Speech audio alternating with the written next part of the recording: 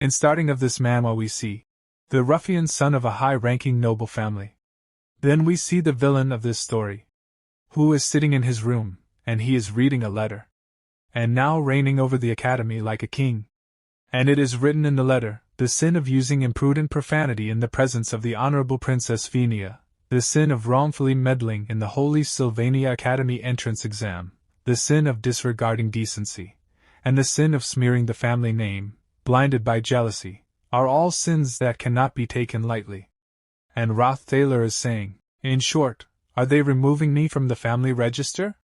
It feels like the god of fate is ridiculing me. After this, Taylor is thrown out of the dorm room, and Taylor doesn't know where to go now. And also when Taylor's classmates see him, they say about him, look, isn't that Ed Taylor? What's the point of walking on eggshells around him now? Apparently, he was disowned, so he's even empty his dorm room. Then we won't see him next semester, huh? He shouldn't have rigged the entrance exam in the first place. Filthy noble. I knew this would happen, and Taylor is very disappointed with himself. Honestly, this is unfair. Because the arrogant Taylor, you people are talking about. And tears are coming from Taylor's eyes, he is not able to understand what is happening to him. Then Taylor tells us his story, how he came into this world, and he says I entered a game. Based in the magic school. Sylvania Academy. My favorite game. The failed swordsman of the Sylvania. Usually, when you enter a game inside webtoons, you possess either the first son of a Chable, a genius ruffian young clan master, or a SSS rank hunter character who breaks the rules. Of all the possibilities, I'm a third-rate villain who gets kicked out of the dorms at the beginning of the game. I possess the worst of characters at the worst of timing. But nothing is going right with Taylor. And in the middle of the way Taylor is shouting, this isn't fair. You can't be serious. I've always lived a frugal and simple life without any greed. And Taylor's classmates overhear his words, and one of them says, look at him. He's saying it's unfair after everything he has done. He's saying he's frugal and simple. That scumbag. And a girl says on Taylor's face, shameless. And Taylor becomes silent after listening to their words. Then Taylor's classmates leave that place. And Taylor is looking at his state. Taylor's condition is very bad. And he is looking at his face in a mirror, and Taylor is surprised, then he is saying, but the reason Taylor is the worst starts now. Taylor is saying after seeing his state, even the farmer NPC had a stamina of 5. He's attending the faculty of magic, yet his intellect is crawling on the floor, and that stamina is just way too low, even for a noble. No wonder. He was originally just a third-rate trashy villain who appears in the early scenarios. Even in my memory, he's basically a blur. I can't even recall what happened to him later on in it. But then Taylor remembers something. In a corner of the ending credits, he was begging, looking like a damn bum. No surprise there. The ruffian who knew nothing about the world was suddenly thrown onto the streets, so he's lucky he's even alive. Why was it me? How did I possess this body? I don't know the reason for this, nor do I have any way to find out. But I won't let that be my ending. I'm going to make it no matter what. Rather than a school, the academy is closer to being a city with the entire Arkan Mountains as its premises. This place is in the northeast of the academy, the undeveloped forest.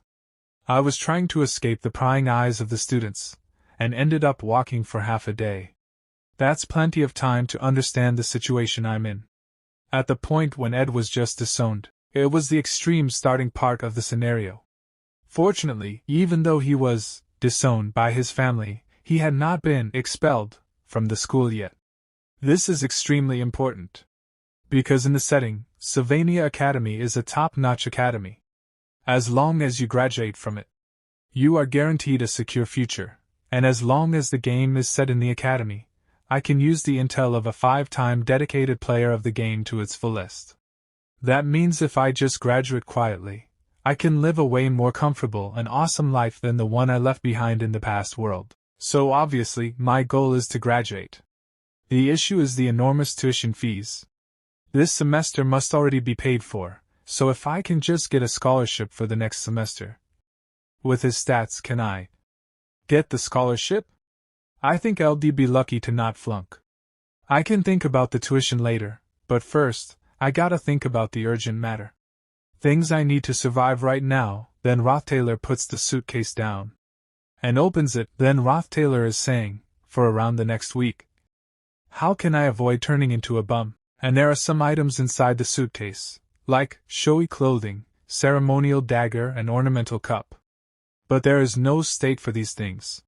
And looking at all the clothes, he said, Rothtailor is saying, I have enough clothes. As for food and shelter, the problem is I don't have a place to stay or food to eat tonight. Given this guy's reputation, it'll be hard to get a job. I can't go to the dorm I was kicked out of either, so I guess I'm stuck here in the woods for the time being. I'm glad there's at least a stream nearby. 10 days until school starts. Until then, let's make myself suitable for attending school. And Rothtailor uses the Windblade spell, which allows him to chop some wood, thankfully. He can use spells. It is fascinating, though. Am I seriously exhausted to death after cutting just 15 tree trunks? Damn it, this only made me hungrier. It's not that useful. At least feed me before you kick me out. Do you get hungry when you use magic? I'm hungry. Very hungry. I remembered something my grandfather told me when I was young. When barley humps hit when he was a boy, he said he'd eat tree bark in the back mountains. And Rothtailor lights the fire using the ignition. And he is boiling tree bark. Anything edible is good for me. And Rothtailor is speaking after looking at the tree bark. Oh, if you don't look closely, it looks like chicken breast. Then Rothtailor starts eating tree bark, but Rothtailor finds its taste very bad. Then half a day passes, and Rothtailor is still collecting wooden barks, but due to hunger, Rothtailor's body has become weak and he is saying, after starving for a day and throwing up for 2, I came to the conclusion that wood should be used for building homes. First, you need to raise the frame that supports the wood. I only have 2 hands, but there are 4 supports. This really isn't an easy job. And the wood falls on Rothtailor, due to which Rothtailor starts getting very angry. And he starts tying the wood again. The shelter's frame is finally complete. Still a long way to go. I can't sleep on the bare ground, after all. It's kind of a waste, but it's not like I have a choice. Then Rothtailor goes to sleep. And the next morning he wakes up, but Rothtailor is saying, Ha! This is fierce, I tell you, fierce. I barely managed to finish it. And as soon as Rothtailor finishes making the shelter, he gets a notification, and it is written, Your creation is complete. Your crafting proficiency has increased. New completed project, basic wood shelter. A shelter where you can rest for a while. It is crude and shabby. Without constant maintenance, it will outlive its usefulness in no time. Crafting difficulty. Life skills details rank novice craftsman. Specialty none. Handiness level 4. Design level 1. Gathering ability level 1. But Rothtailor is sad after seeing the system notification, and he says, so the crafting system's popping up as his too, huh? Edie lived his life as a noble, so he may not have known. He is more talented with his hands than with magic. And right now, I need that handiness. After this, Rothtailor gets a notification, a new completed project. Simple harpoon, a ceremonial dagger strapped to a well-sharpened tree trunk. It can be used for fishing or hunting, but it lacks sharpness. Crafting difficulty. And Rothtailor has made a harpoon, and he wants to do hunting with the help of a harpoon, and he says, let's get something proper to eat. 2 days on an empty stomach. Excessive physical labor. I definitely shouldn't be able to move right now, yet it must be desperation that is keeping me moving. I want to eat meat. Rothtailor has finally caught 2 fishes, and with the help of ignition Rothtailor is cooking the fishes. A week until school starts. I just have to hold out as I am right now. If I simply manage to hold out until then, I'll be able to get through school without much trouble. Then suddenly Rothtailor hears a voice, and Rothtailor looks back. But Rothtailor is saying, I was so busy surviving that I forgot something important. And a girl comes behind Rothtailor, and seeing her, Taylor recognizes who she is. And Taylor says she is the main character, but of all the people, I didn't expect to run into her over here. And Taylor remembers that this girl had kept Taylor tied with the help of her guard. And that girl's guard had brought Taylor to this girl. And this girl had told Taylor to disappear from this academy. And the name of this girl is Princess Fenia. And this girl tells Taylor that you have not left this place yet. And this is the person who kicked Taylor out of the dorms. Taylor is a villain that appears as soon as you start the game. Using his status as a noble, he hits on the Mo's childhood friend, only to end up being punished. Not stopping there, with a vengeful heart, Ed maliciously adjusts the MC's entrance exam for Sylvania Academy, but is then caught by a girl who came to take the entrance exam while hiding her identity, Fionia Elias Clole. Clole Empire's third princess. The Princess of Fenia. And Princess Fenia activates her skill, and Princess Fenia's skill is insight. Detecting the target's lies and conspiracies, Taylor, who was caught in a sad state, gritting his teeth making excuses, had all of his lies exposed by Fionia's insight, and then chased out of the dorms. Everyone at the academy may hate Taylor, and Princess Fenia is saying to Taylor, "What are you doing here?" But he met someone that you shouldn't meet the most. And Princess Fenia says, "You're saying that the academy isn't expelling you?" And Taylor says, "It's just, I still am a student here. But I was still chased out of the dorms." And Princess Fenia says, "I'll keep my word short." Princess Fenia shouts at Taylor asking him to leave this place, and she further says, "I can't stand to see a shameless person like you around this school. I will talk to them academic department and personally request your expulsion. For the crime of committing a dishonorable act as a student of the academy. For the crime of setting up a fellow student in an attempt to block their path to a better future." Taylor is not bothered by Princess Fenia's words. He is thinking about his food. Burning. It's burning. After starving for 3 days, my precious food, while the burning food is an issue, I thought you were going to keep it short. This is a life crisis in many ways. This person, Fenia's princess, really has the power to get me expelled. Since that's the case.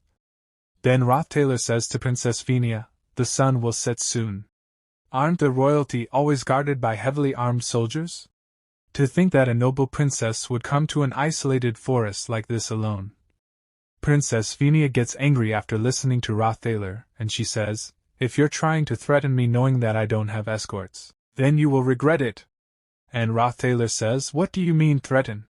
Then Taylor bends down on his knees in front of Princess Fenia. Then he says, "I'm simply trying to thank the princess." And Princess Fenia activates her skill insight. And she starts checking whether Taylor is lying or telling the truth. And when she checks, she finds that Taylor is telling the truth. There are no lies within Taylor's words. And Princess Fenia gets shocked after knowing that Taylor is telling the truth. And Taylor also notices that Princess Fenia is surprised. The Taylor family that Ed belongs to is famous and influential. But using that name to exploit the citizens and doing human experiments for research into eternal life, to the MC, it's a trash family that is destined to be destroyed. The people of the family will all be imprisoned or executed. However, I was disowned. I may be cold and hungry right now, but it's still better than dying. In the long run it's rather good. So I need to convince Fenia like this without lying, or else I'll be expelled. No, I would be game over. Looking at the timeline, around when Taylor is expelled, right now should be about a week before the schools start. Then what would be the reason for the princess to be here?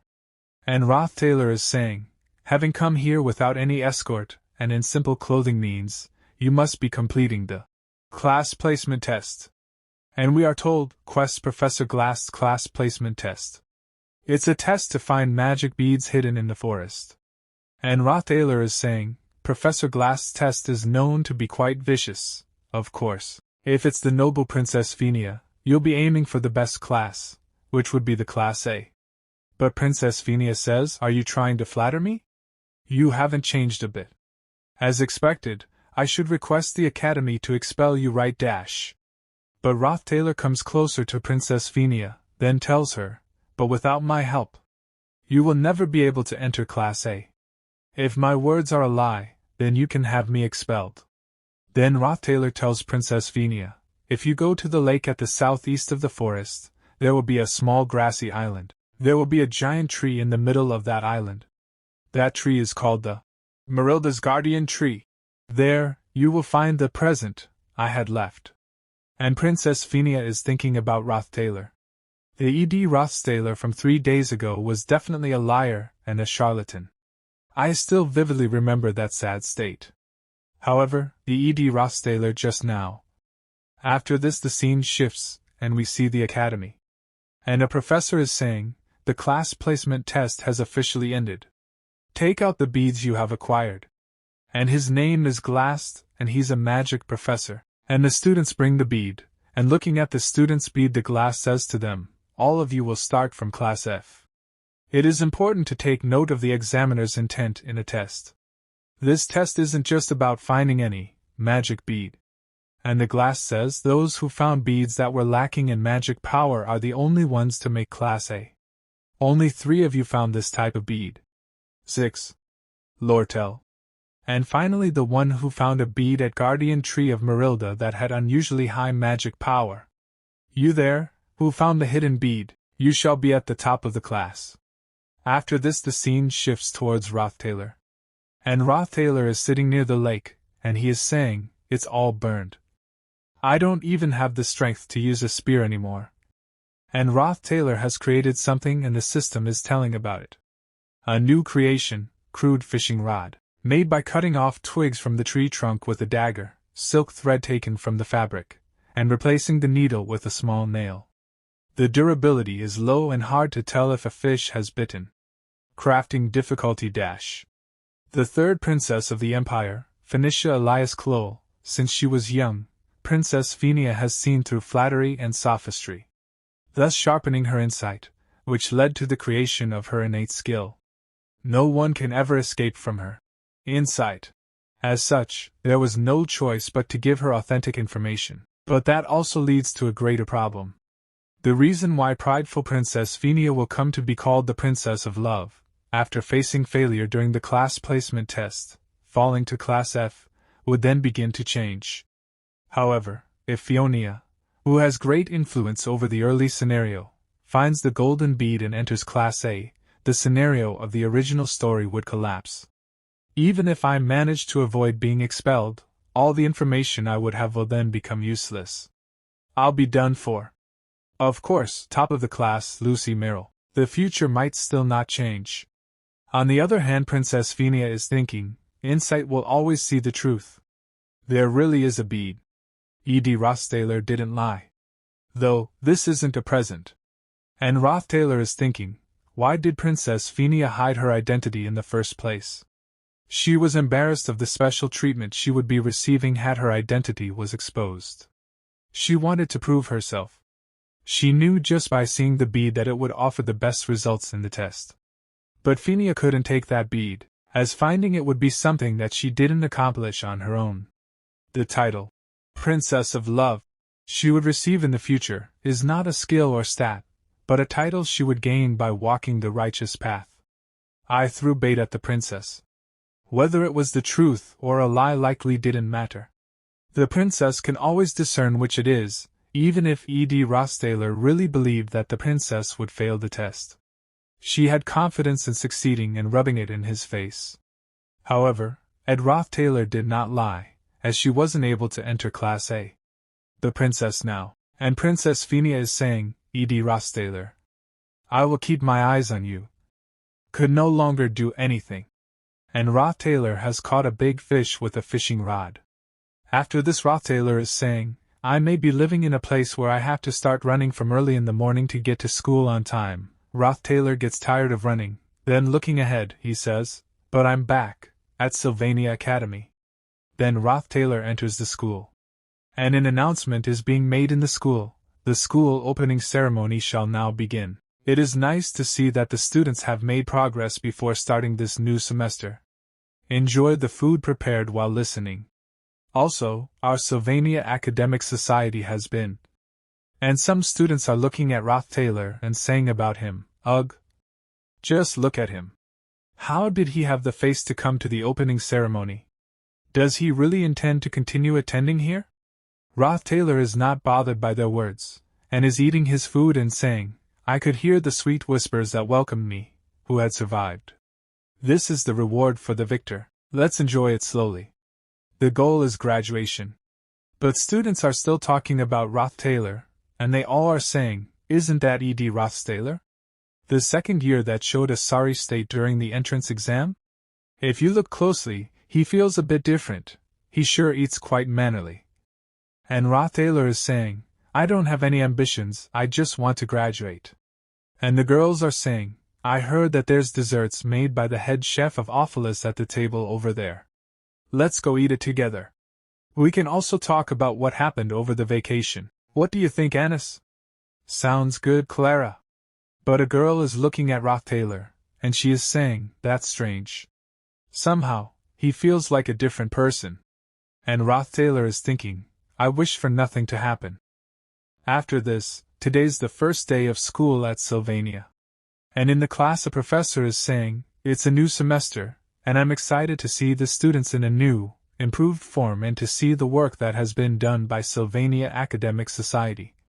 Roth Taylor is saying, however, on the very first day, I was almost expelled. I didn't expect Fenia to tell the dean about me.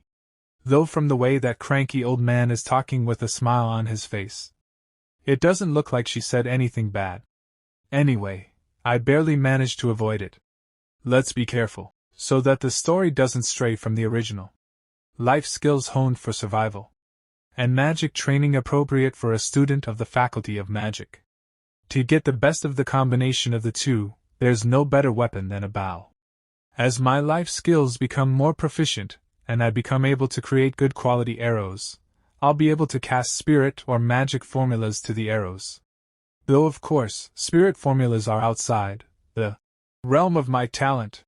And when Roth Taylor looks ahead, he gets surprised, because in front of him a girl is sitting under a tree, and the name of this girl is Janica Failover. Second year, top of the class, genius spirit sorcerer. Then Janica also sees Roth Taylor, and Janica says to Roth Taylor, so you're the amusing guy Marilda was talking about. And Janica comes close to Roth Taylor, and starts asking him, at Roth Taylor, right? I'm Janica Failover. I'm in my second year, same as you. You can call me Janica. And Roth Taylor is thinking, huh? When did she get all the way here? And Janica is smilingly saying to Roth Taylor, are you surprised? Because I know about you? You see, this forest is the territory of Marilda, a high-ranking spirit. I've heard a lot about you from her. Roth Taylor is surprised to hear Janica's words and he says, the master of this forest told you about me? Then Janica says to Roth Taylor, Marilda's kinda nosy. With her attention all over the place, it's obvious she'd know about an unwanted visitor, right? And Roth Taylor is thinking, unwanted visitor. I did kill a lot of them. I cut so many trees, too. And Janica starts coming closer to Roth Taylor, then she says, don't sweat the small stuff, it's the natural order of things for creatures in the forest to catch and eat each other. Marilda doesn't get bothered by something like that either. And Roth Taylor says, I guess even the huge wild wolf has a tender heart, huh? Roth Taylor turns his head to the other side, but Janica says smilingly, unexpected. Right. Janica further says, there's something I want to show you. Isn't it just cute and adorable? I signed a contract with him yesterday as soon as I saw him. Do you want to try touching him? And Janica moves her hand forward, and light is shining from her hand, seeing which Roth Taylor thinks, a contract? Is it a spirit? If I want to be friends with Janica, I just need to chime in at the right time, but... Roth Taylor tells Janica, I don't know what you mean. I don't see spirits. Or rather, I can't. And Janica gets shocked after hearing this, then she says, you can't see spirits? And Roth Taylor turns back, and starts leaving this place, and he says to Janica, yep. Anyway, I came here to get food, so I'll get going now.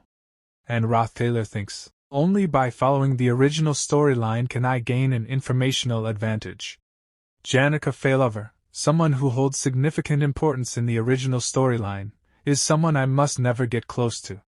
And Janica sees Roththaler going. She recalls Roththaler's words, then she says, "It's just as you said, Marilda. He's a really fascinating guy. No matter how much I think about it, I think he really can't see you. Who is he? Also, I tried so hard to be kind to him, but he just answers with yep. What's yep supposed to be? Well, it's not like we won't see each other again. I can just find out from now on, right?" After this, Roththaler is telling, "The distance between my shelter and the student area wasn't close at all. I barely make it in time, leaving at dawn and running at full speed. Just by commuting to school, I'm doing something ridiculous that increases my stats. If I want to win the scholarship, I'll have to study more diligently. I write on a stone slab using a burned stick and borrow books from the student library. On my way home, I wash my sweaty clothes for daily wear. You'd think I'm done for the day after that, but no. I have to check if I have enough firewood, drinking water, and jerky for tomorrow's lunch. I can only sleep for 4 hours because of this. But that's not what bothers me the most." Then Roththaler says to Janica, "Hey, how long are you going to keep following me?" And Janica is surprised to hear this, and she says, "Huh? You knew?" And Roththaler says, "It'd be stranger if I didn't.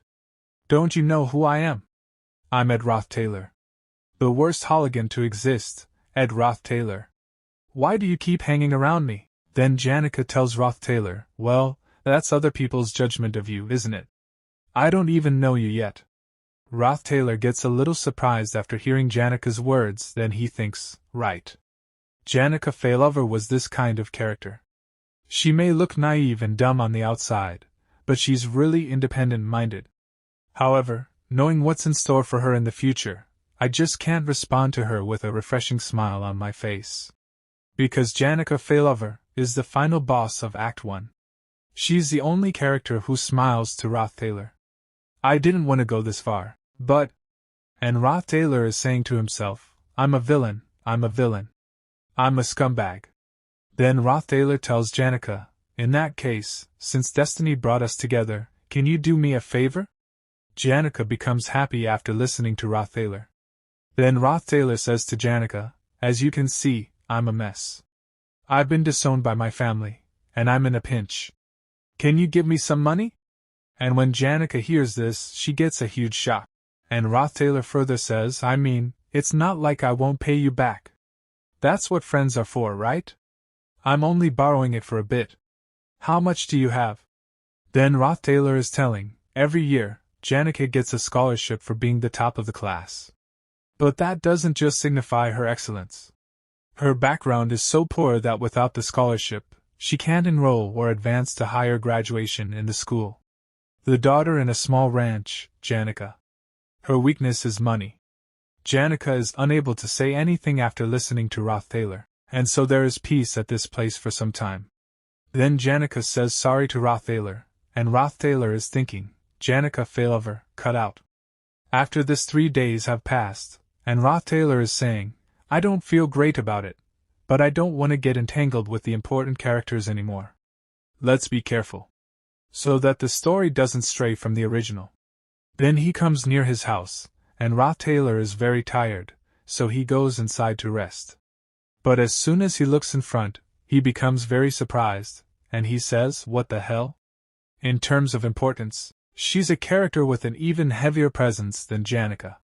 The subject of marvel of her classmates, and even professors.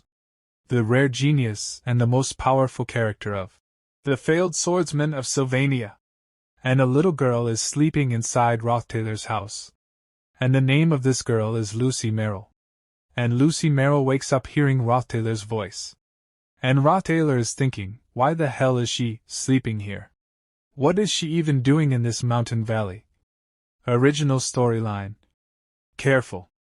Lucy Merrill says, you're so loud that I can't sleep. And Roththaler is saying, what should I do now? And Lucy Merrill points a finger at Roththaler's back and says, that wolf over there, which is as big as a house. It keeps talking to you. When Roththaler looks back, he is followed by a spirit wolf.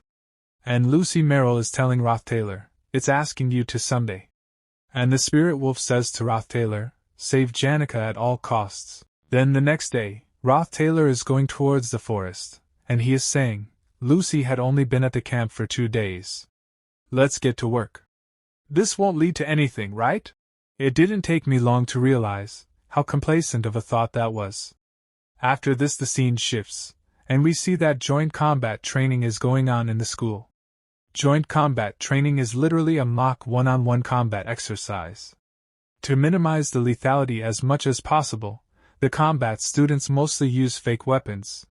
Benevolent Princess Fenia, Golden Daughter Lortel, Spirit Sorcerer Janica, Slothful Lucy, Wicked Clebius.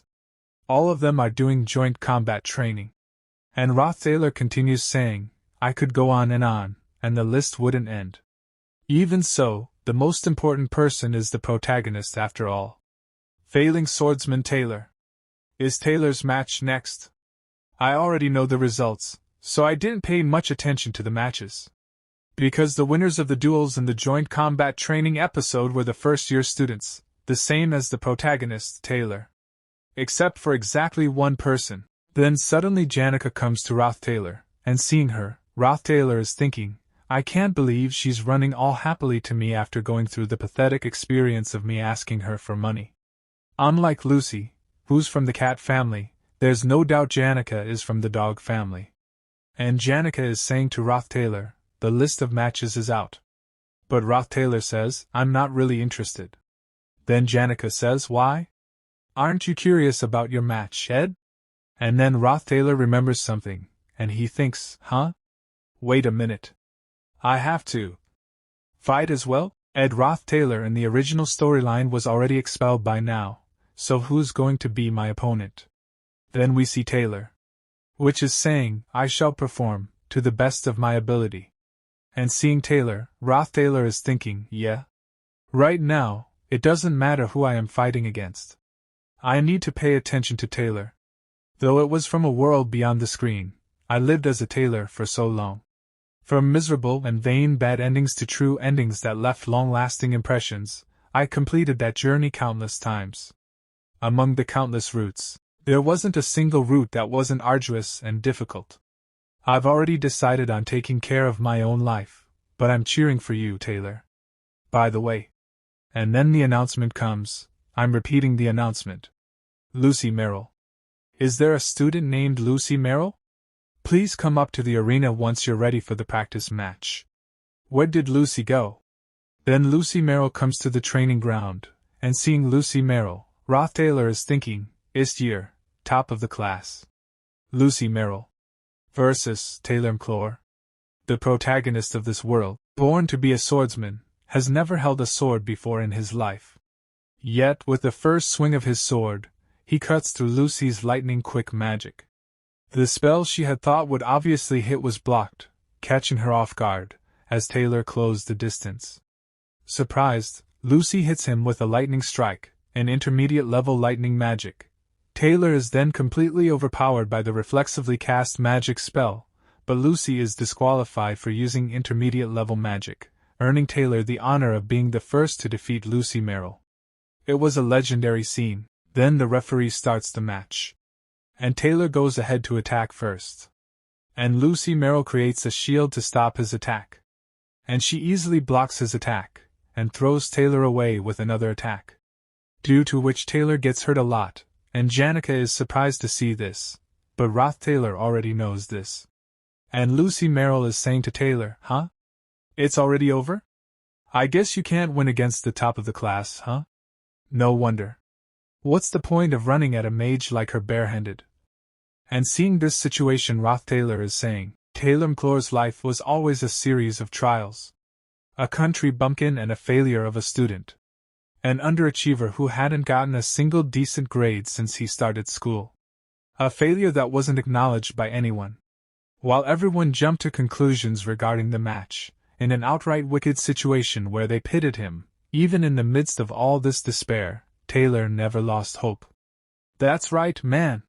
You can do it. And Taylor again goes ahead to attack Lucy Merrill. And Lucy Merrill is surprised that Taylor is coming again to attack her, while Taylor is injured. And Roth Taylor is smiling seeing this, and he is knowing what is going to happen now. And he says, and here, Lucy will use lightning magic. But Roth Taylor gets shocked, because Lucy Merrill has used wind magic to stop Taylor's attack. And with one of her attacks, she generates very dangerous energy, due to which Taylor gets very shocked. And because of Lucy Merrill's wind magic, Taylor flies in the air, and goes far and hits the pillar. When Roth Taylor sees this, he becomes very surprised, and Roth Taylor is thinking, not lightning magic, but wine magic? The referee shouts that Lucy Merrill has won the match. And all the students are very happy, and Roth Taylor is looking at Taylor and saying that after all Taylor has lost? Then Taylor starts leaving from this place, and seeing him going, Roth Taylor is thinking, wow, this is going to be a big problem, we definitely can't leave him alone. Protection of the wind. Using the power of the wind spirit automatically protects you from sudden attacks. It's a continuous magic obtained through contracting with the high-class wind spirit Marilda. According to the scenario, Marilda and Lucy are originally two separate entities.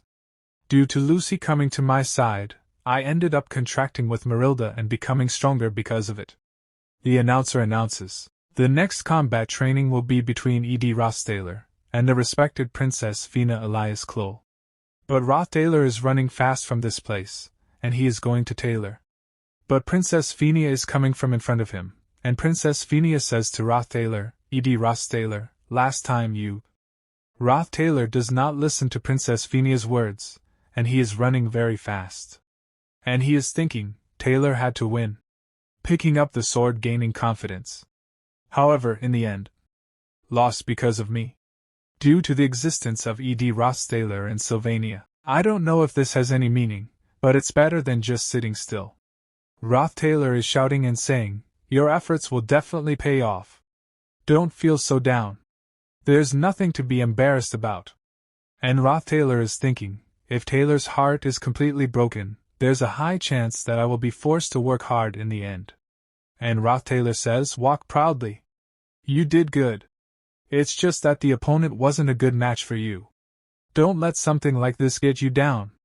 There'll be many more hardships that'll happen at the academy. You should be the one to face it, not me. And a man is saying, Phoenicia, you were born with God's blessing. And Roth Taylor is telling, the first person to discover her innate insight was Emperor Kloll. Her ability wasn't something given by some god. Insight detects the opponent's lies and conspiracies. The life of a royal is riddled with endless intrigue and conspiracy. From within that dark abyss, she developed this sense herself as a means of self-protection. That's why Princess Fionia can be confident about her ability. There was an ugly abyss in the eyes of the imperial family that looked up to Fionia. Even when she saw through them, the Princess of Love lived as if she didn't know. And Roth Taylor has come to the training ground to fight, and he is saying, please go easy on me. And Roth Taylor is thinking, she had no choice but to stare straight into this person. And Princess Fenia says, yes, please go easy on me as well. Then all the students start talking about Roth Taylor, and they all say, did you hear how he was yelling at Taylor? He's really persistent. Wow, did he really want to make fun of someone who wasn't even able to do anything? He probably wanted to look like the nice guy by cheering on the person he was picking on. Wow, that's disturbing. He was that type of person from the start. And listening to those students, Princess Fenia is thinking, their words are correct. E.D. Roth Taylor used his position to embarrass his juniors, and when it didn't work out the way he wanted, he was caught altering the test results. Shameless. He was sure to be like that in the past. But is that really all? Earlier that desperation was real. Then combat starts. And Princess Fenia says to Roth Taylor, E.D. Roth Taylor, you confuse me. I want to come to a conclusion with this duel. And Princess Fenia gets ready to attack Roth Taylor, and she has attacked Roth Taylor with her magic, and her attack is going towards Roth Taylor, and Princess Fenia is thinking, start with 1. The magic that E.D. Roth Taylor can use is wind and fire. How will you react to this? Shaking off everything while exchanging moves. A dramatic battle as a finale, getting rid of that mysterious man from my heart. And Princess Fenia's attack hits Director Roth Taylor, and seeing this Princess Fenia gets very shocked, and Roth Taylor falls away, and he says that I give up. And hearing this, Princess Fenia becomes even more surprised that how can Roth Taylor accept defeat? And she's thinking, he didn't even block after seeing the trajectory of the water ball. Then because of Roth Taylor losing so quickly, all the students start saying, wow, what was that? He's worse than Taylor. He was acting all cool, but he got knocked out with just a hit. You were so cool, Princess Fionia. That was really refreshing. Then Roth Taylor tells Princess Fenia that it was a good fight. I learned a lot. And Princess Fenia is staring at Roth Taylor, and she is thinking that man. Now that I think about it after coming to this stage, he hasn't made eye contact with me even once. He had no interest in this duel in the first place. After this Roth Taylor is running fast, and he is thinking, is now really a time to be playing duel? When coming in contact with Princess Fionia, it's best to act carefully, not letting it affect the scenario, because Princess Fionia is an important person in this scenario. But the person more important than Princess Fionia is the MC of this world, Taylor. Where did that punk Taylor go? But then Princess Fenia comes running near Roth Taylor, and seeing her, Roth Taylor also gets surprised, and Roth Taylor says to Princess Fenia, what are you doing out here without any escorts? And Princess Fenia's face is sweating, but Princess Fenia is very angry at Roth Taylor, and Roth Taylor calms Princess Fenia down and says, I'm not sure what you're talking about. If you're talking about the duel, I learned a lot. But Princess Fenia gets very angry, and due to her anger Princess Fenia's face turns red. Then she says, what do you mean, I learned a lot? You didn't even intend to win in the first place. You were just thinking about how to quickly get off the stage. I'm already having a hard time keeping up with the class. But that fox-like merchant is only thinking about ways to take over the school, and Professor Glass's grumpiness isn't getting any better. All the while, the servants are always on about the ways of royalty. I have enough on my mind as it is. Who are you to complicate my mind even more? And after listening to Princess Fenia talking so much, Roth Taylor is thinking, what? Did she really have this much pent-up frustration? Then Roth Taylor places his hands on Princess Fenia's shoulders, and Roth Taylor looks into Princess Fenia's eyes and says, Princess, take a deep breath and please calm down. There's no need for you to get so worked up. Breathe in and breathe out. And after some time Princess Fenia calms down, then she says, what happened just now, please forget about it. Then Roth Taylor says to Princess Fenia, I can go now. Right. And Princess Fenia is saying, that's right, I have a bad habit. I can just bluntly ask questions, but I feel like I'm constantly trying to guess and predict what's going on in their thoughts. It's probably due to living in the palace for so long. But Roth Taylor's ears start bleeding after listening to Princess Fenia's words. And he is thinking, first, let me go. I need to go find Taylor. And Princess Fenia further says, so I'll ask bluntly? You try to cut off ties with your family because you know of their dark side, right? The reason you picked on Taylor is because you needed a reason to be expelled from the family. And listening to Princess Fenia, Roth Taylor is thinking, that's pretty sharp deduction, although it's mostly wrong. The thought of the Roth Taylor family having a dark side was correct.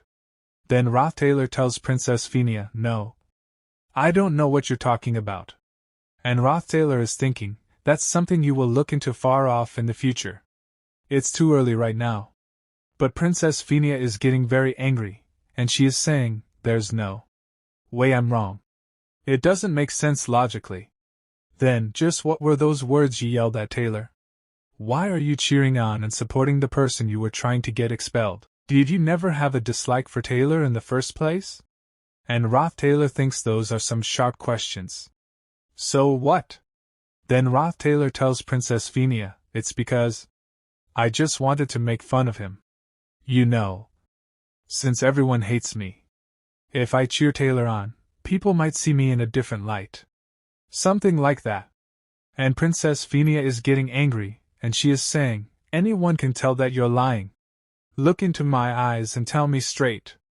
And Princess Fenia figures out, with the help of her insight skills, that Roth Taylor is lying. And Roth Taylor is saying that I am telling the truth. But this is false, due to which Princess Fenia becomes more angry. And Roth Taylor is thinking, she probably doesn't have evidence yet. And fire is coming out of Princess Fenia's mouth like a dragon. And Roth Taylor is thinking, above all, going with the original scenario is my only hope. And after some time Princess Fenia's anger calms down, then she says, phew. Fine. I can't say anything as of now since I don't have evidence. You can go. Roth Taylor is surprised to hear Princess Fenia's words. Then Princess Fenia asks Roth Taylor to leave and she says, you've been staring at the door from the start. You have something urgent to take care of, right? Then Roth Taylor thanks Princess Fenia and starts leaving this place, and he is thinking, this is the first time Fenia showed this side of hers. As someone who will affect the early scenario, she's already involved with so many people and events enough to give me a headache. It's probably my fault for being a new addition to the scenario. And Roth Taylor while leaving says to Princess Fenia, how could my burdens compare to the burden the princess carries? It might be a bit out offline, but you look really worn out. It's important to pay attention to the complicated politics, but you should also relax a bit. This place isn't like the place where you have to worry about every little thing. This is Sylvania Academy. Fionia lived her life trying to see through everyone's lies. But that was the first time someone else saw right through her. After this Roth Taylor is running again, and he is saying, this is troublesome. I lost too much time. If Taylor gives up my comfortable life, no, this whole world might even end. And while running, Roth Taylor reaches Taylor. And Taylor is very sad, and he is sitting with his broken sword. But as Roth Taylor goes ahead, he stops and thinks, so, but what should I say? But before Roth Taylor can say anything, a girl appears in front of him. And she refuses to let Roth Taylor come to Taylor, then she says to Roth Taylor, Roth Taylor. No more. Don't bother Taylor anymore. And this girl's name is Isla Triss. Main heroine. And Isla is saying, Taylor's already having a hard time without you. You don't need to harass him anymore. Then Taylor stands up and says, you're still in the school, huh? And Roth Taylor is thinking while looking at Taylor, he is revived. A fighting spirit that never faults no matter how strong his opponent is. A willpower that's clearly evident in his eyes. I see. While I dueled with the princess, his childhood friend and biggest cheerleader, Isla Triss, ran out the door right away without a single glance back. And Isla is saying to Taylor at that time, you can get through it this time too. You've always been great at that. You can do it. Don't be discouraged by this, Taylor. And Taylor asks Roth Taylor, why are you here?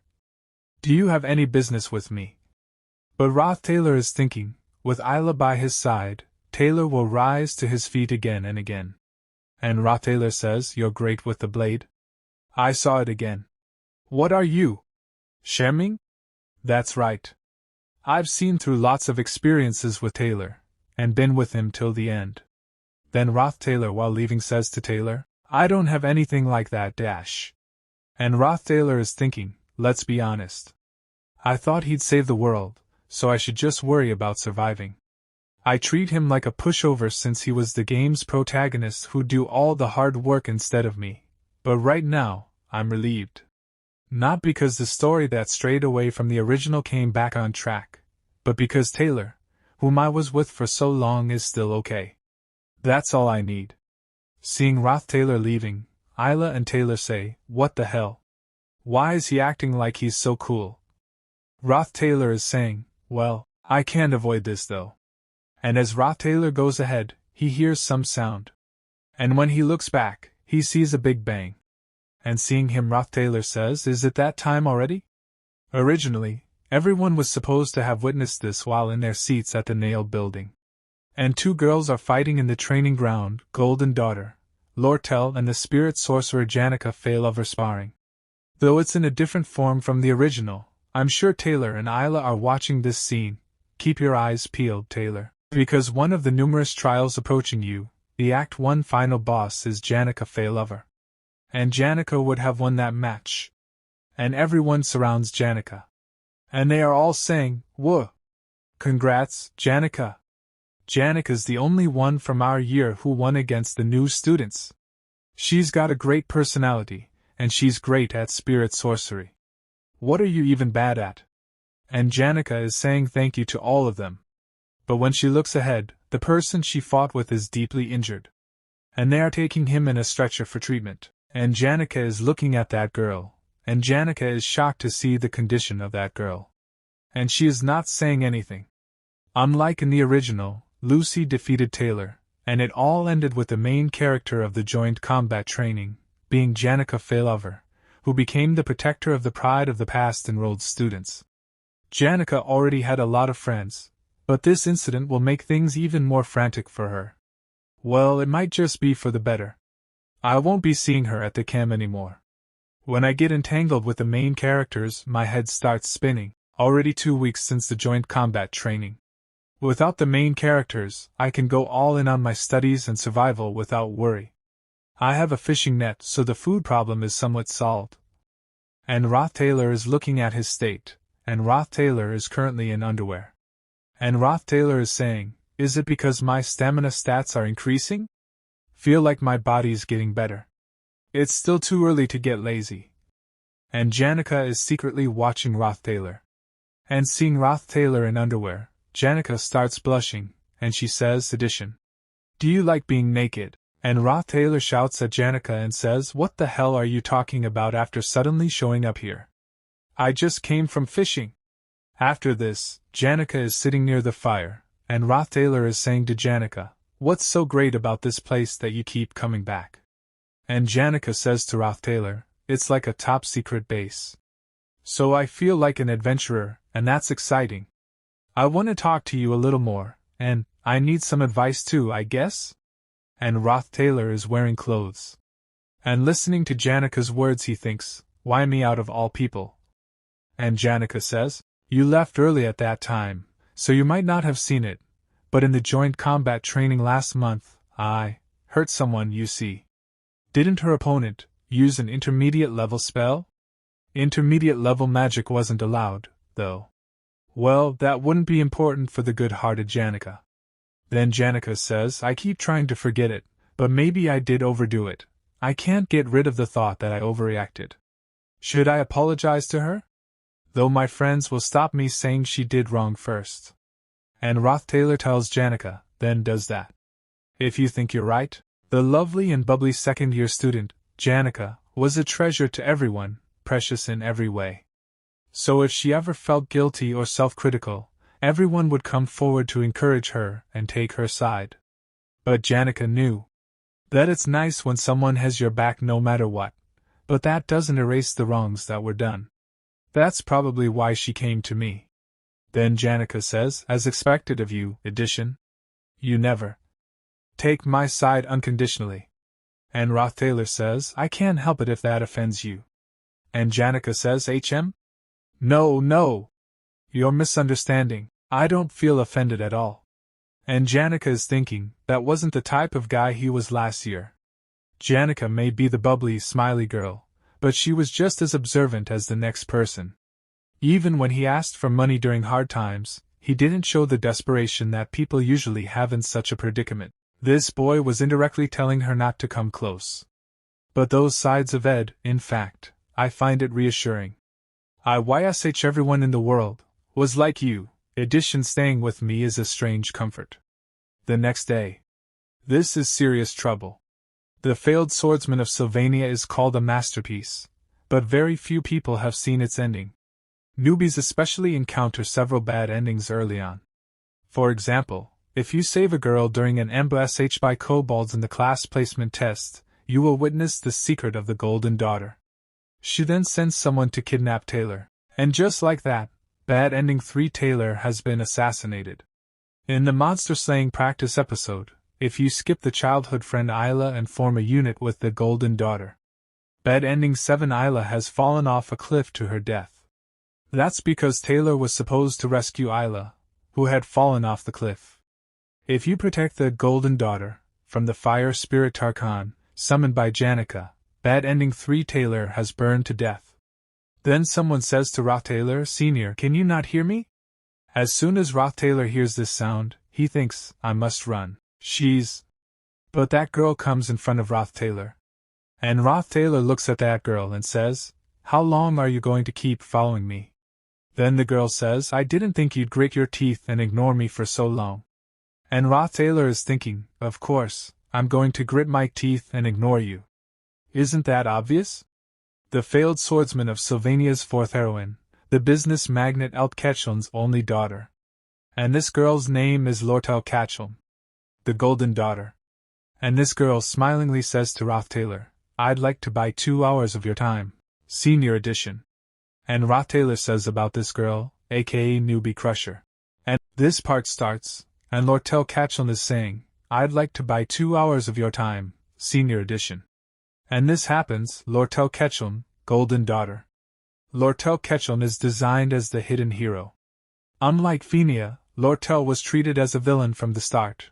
Her true colors were only revealed in the later half of the story. The moment they begin to understand realist Lortel's loneliness and anguish, players are at a crossroads between Fenia and Lortel. But I can't fall for her words right now. If I play this as Lortel intends, I'll lose the initiative. And Lortel Kacheln is saying to Roth Taylor, why, you can at least hear me out, can't you? I want to help you out a little. But Roth Taylor says, don't say things you don't mean. And Lortel Kacheln is saying, oh my, senior, how can you say that about the respect I hold for you? And she comes in front of Roth Taylor, then she says, seeing you is such an inspiration to me. Even under such difficult circumstances, you continue learning. Of course. You, being arrogant and self-centered, is not exactly unheard of. But who cares about that? Please listen to my offer first. I'll give you 3 gold coins as a down payment. You're quite close to Senior Janica these days, right? Can you help me befriend her? And Roth Taylor gets surprised after hearing this, and he is thinking, 3 gold coins, for some, it's a whole month's earnings. But then Roth Taylor asks Lortel Kacheln, does the great golden daughter buy connections with money as well? And Lortel Kacheln says, keep it for now. You see, I'm aware that, the more people on my side, the better. And Roth Taylor is thinking, this girl. She intuitively realized this, that she'd be in a political fight with Princess Fenia for the control of the academy, and that she must start gaining allies from now on. Then Roth Taylor says to Lortel Kacheln, sure, let's at least shake hands on that. And Lortel Kacheln is thinking while moving her hand forward, for people who have been wealthy all their lives, a moment of poverty is enough to crush their heart. But surprisingly, for people who face such predictions, chump change tends to become their downfall. They eventually sell their families, their pride, and even themselves for the sake of a gold coin. Preying on the desperate is just that easy and simple. Sadly, that's how it should have been. How amusing. And after this, Roth Taylor leaves from that place. And Roth Taylor is rubbing his teeth, and he is saying, had I gotten that, it might have made things easier for me. Though it is a shame, I can't even imagine the horrors I'd go through if I had gotten stuck between the Newbie Crusher and Janica. I have to avoid anything that increases the chances of change in the original storyline at all costs. That night, Lortel Kacheln didn't feel humiliated by Ed's clear-cut rejection. Understanding the pros and cons, profit, and self-interest, the perfect businessman doesn't lose any opportunity that comes within their reach. And Lortel Kacheln is saying, oh, I didn't expect to see you here. Ah. So it's you, Lortel? You look pretty different with yours hair down. And Roth Taylor tells, on the contrary, it awakened the unrelenting spirit within her to turn Janica Failover into one of her people. And Lortel Kacheln is thinking about the past. You know, there was a big fuss about me using forbidden intermediate magic during the joint combat exercise. Then Lortel Kacheln tells Janica, it's been a while, but I wanted to apologize when I got the chance. And Lortel Kacheln is thinking, I just wanted to see how great the top sophomore student was. And Janica says to Lortel Kacheln, so the wound hasn't healed yet, huh? And Lortel Kacheln is thinking, though I had to pay a big price for it. And Lortel Kacheln laughs and says to Janica, I'm sure it'll heal quickly, don't worry about it too much, Senior Janica. And Lortel Kacheln is thinking, Janica is similar to the main characters in fairy tales. Would it be easier to manipulate her if I used her guilt against her? Then Janica says to Lortel Catchelm, I guess the talk with Ed went well, huh? And Lortel Catchelm gets surprised after hearing this, then she says, What are you suddenly talking about? And Janica says smilingly, I tell them to restrain themselves when it comes to personal matters, but the spirits sure love chatting. I hear most of the conversations around the northern part of the forest, you see. And hearing this, sweat starts falling from Lortel Catchelm's forehead. And she is remembering what she said, Can you help me, friend Senior Janica? Though I'm touched by yours willingness to invest gold coins so willingly for me. And Janica goes to Lortel Catchelm and tells her, You know how they say you can't buy sincerity with money. And Lortel Catchelm is remembering, to me, Ed's approach is a bit more moving, you know? Then Janica laughs and says, Did I act too smug about myself? It's my first time being a senior, so I might have been boosted a little.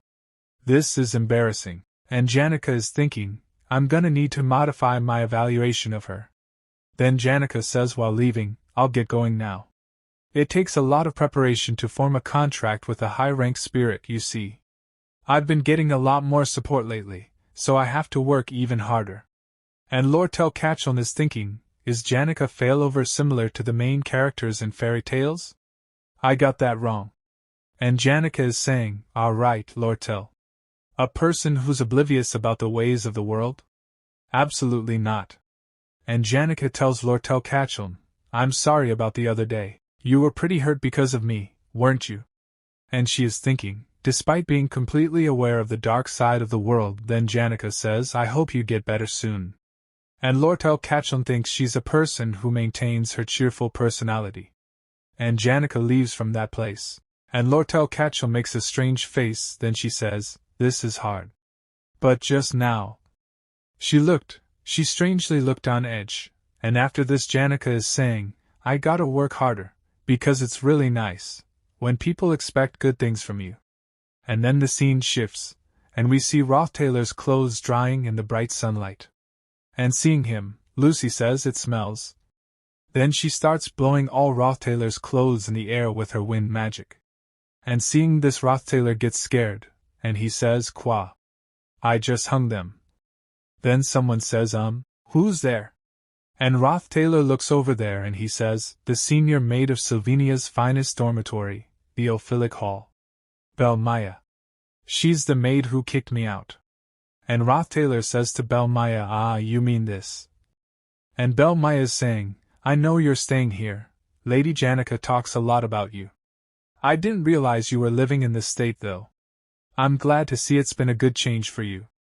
And Roth Taylor's face falls after listening to Belle Maya's words, then he says, Belle's words fell on deaf ears, and my gaze kept going there. Ophelise Hall's maids are an elite group of women who perform all household chores to perfection, including the feeding the students. Inside the basket must be the finest ingredients that this elite maid gathered from the forest. That's high-grade information on foraging that I can't get from books. Let's see. The event where Belle Maya could impact the main plot. And Belle Maya tells Roth Taylor, you don't need to be so respectful. You can talk down to me as you had while residing in Ophelis. And Roth Taylor says, no thanks. And Belle Maya gets surprised after hearing this. And Roth Taylor further says, how could I talk down to a maid who's always working so hard? And Roth Taylor is thinking, there isn't a single event where Belle Maya had a direct impact on the main plot. And Roth Taylor makes a cute face and says about that basket. And Roth Taylor is thinking, then I guess there shouldn't be a problem with us, extras, becoming friends.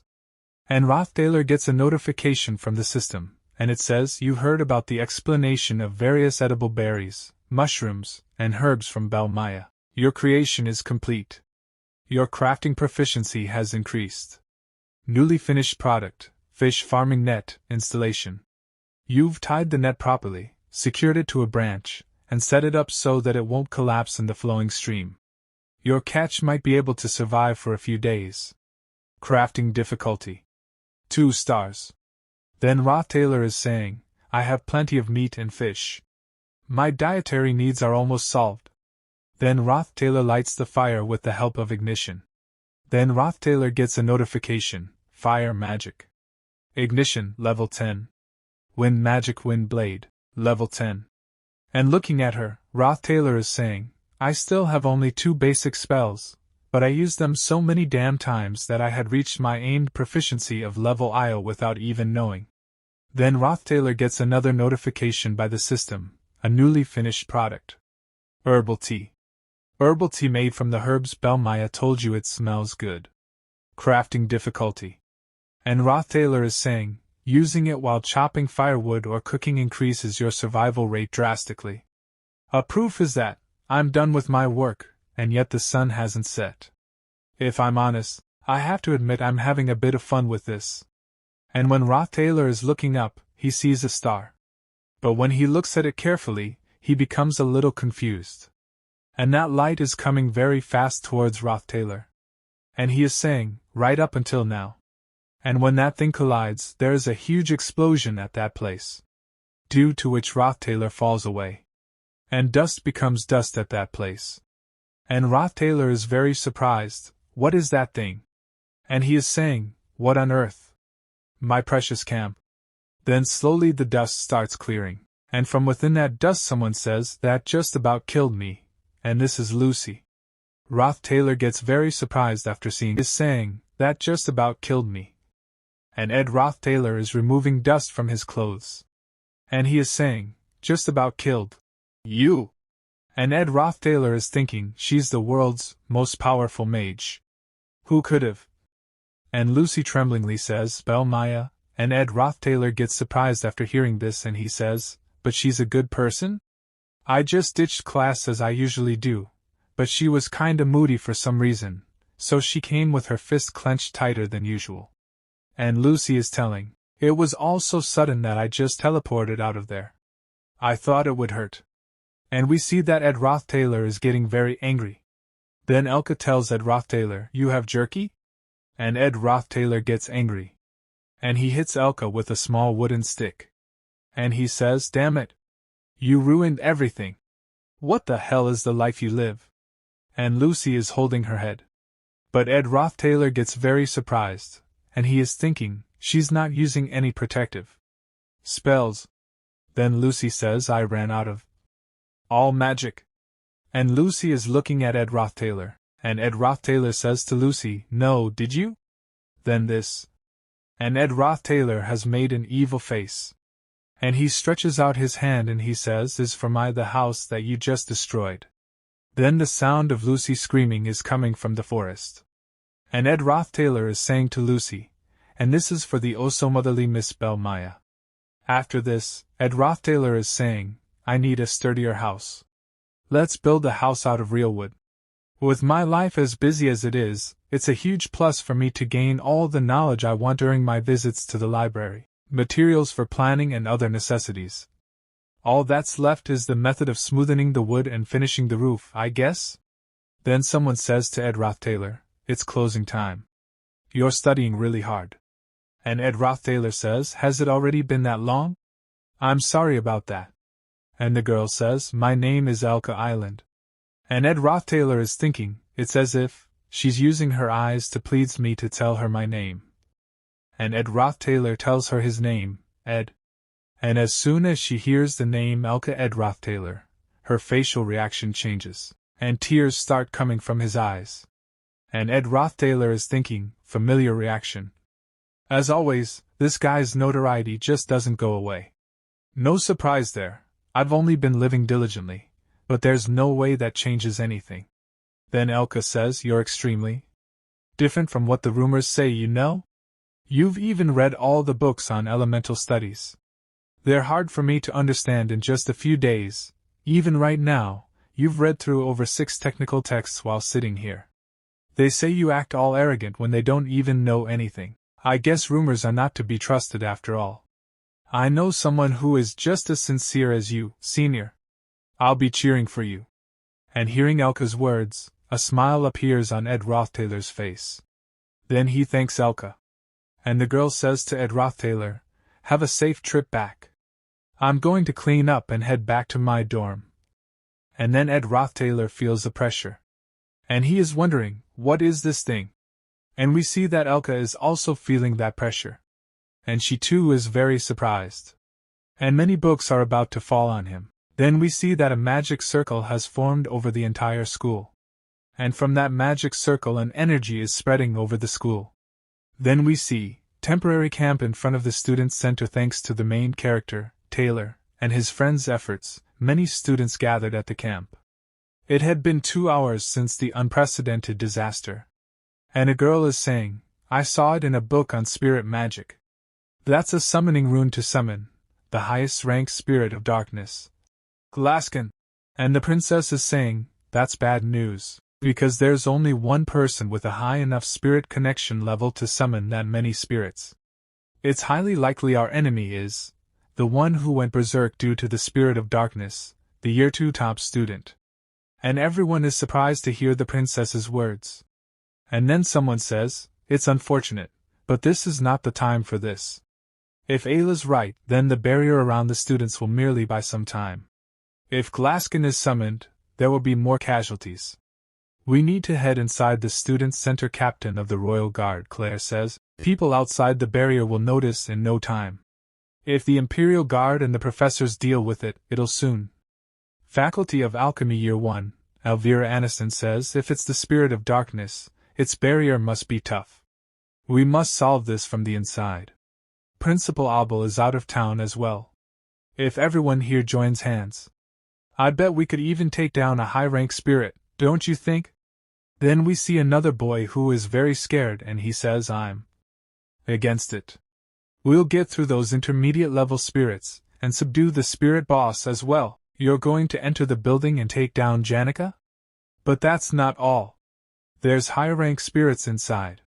2 of them, at that. High-rank berserk fire spirit, Tarkan, and high-rank spirit of darkness, Velosfer. That's suicide. I'm not going. And Lortel says, "But did she really do this all on her own? I mean, even for a year 2 top student, isn't she way too powerful? She's summoning Glaskin while manifesting all these spirits at the same time?" And a girl says, "Most of it is likely Velosfer's power. Senior Janica is merely a medium to manifest it. Spirits of darkness, natural enemies of a spirit sorcerer. Their enormous power is simply beyond a spirit sorcerer's control. The demons take that in fact control of the spirit sorcerers, are the reason all spirit sorcerers feel this way, because they become their prey. How Senior Janica, the most remarkable student in spirit studies, managed to command Velosfer isn't known to anyone." Then a boy says, "That's not what's important right now. What's important right now is to decide our course of action. And there is only one person who can decide that. Princess Fenia. Please tell us." But Fenia is unable to say anything. And there is silence in this place, the moment when everyone waits for her decision. Suddenly, the guy's nonchalant remark flashes through her mind. "Whatever I carry the burden, it can't be any heavier than what you carry, Princess, can it? Why not have some peace of mind? How great would it be if only it were that easy?" Then Fenia says, "We'll enter after an hour. But only me, my guard Claire, as well as top students of each year and class will go. Only those who have proven their ability will go. So make yours preparation and toughen your mind. I'll take the responsibility." Then a boy says, "Princess, we're done assessing the resident employees of the teaching area. The Audrey Hall and Potion Archives are in the middle of a strike. It's unlikely they'll join us." And Fenia says, "So we're the only ones who can take any proper action." And the boy says, "There's no other students aside from that." But then someone says, "There is one. I'm on my way from the library. In the student library, there's a friend of mine, an apprentice librarian, and a sophomore student in there." And seeing that girl, Fenia says to her, "Apprentice? What's their name?" And the girl says, Elka Island." And on hearing this, Jix becomes very angry. And he says to that girl, "Elka? Did you just say Elka?" And the girl says, "We're in the apprentice librarian class together, learning how to manage grimoires." But Jix says, "Damn it.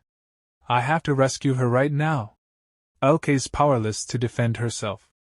But all Fenia and Lortel stop Jix. And Lortel says, "Calm down, Jix. The student library is really far away. Right now, subduing the cause of this problem, Senior Janica, comes first. And Fenia says, that's right, Jix. She also said there's a sophomore student in the student library, didn't she? How about we believe in that student for now? You definitely said there's another student there, right? But the girl is very scared and is unable to say anything. Then Jix catches the girl and says to her, what are you hiding? Tell me right now. And the girl fearfully tells Ed Rothtailor's name, and Jix gets very angry after hearing Ed Rothtailor's name. And his eyes start turning red. And the girl cries and says, I'm sorry. He was sitting there all the way till really late in the night. I was annoyed, so I left it to Elka. All of you know what kind of guy he is, don't you?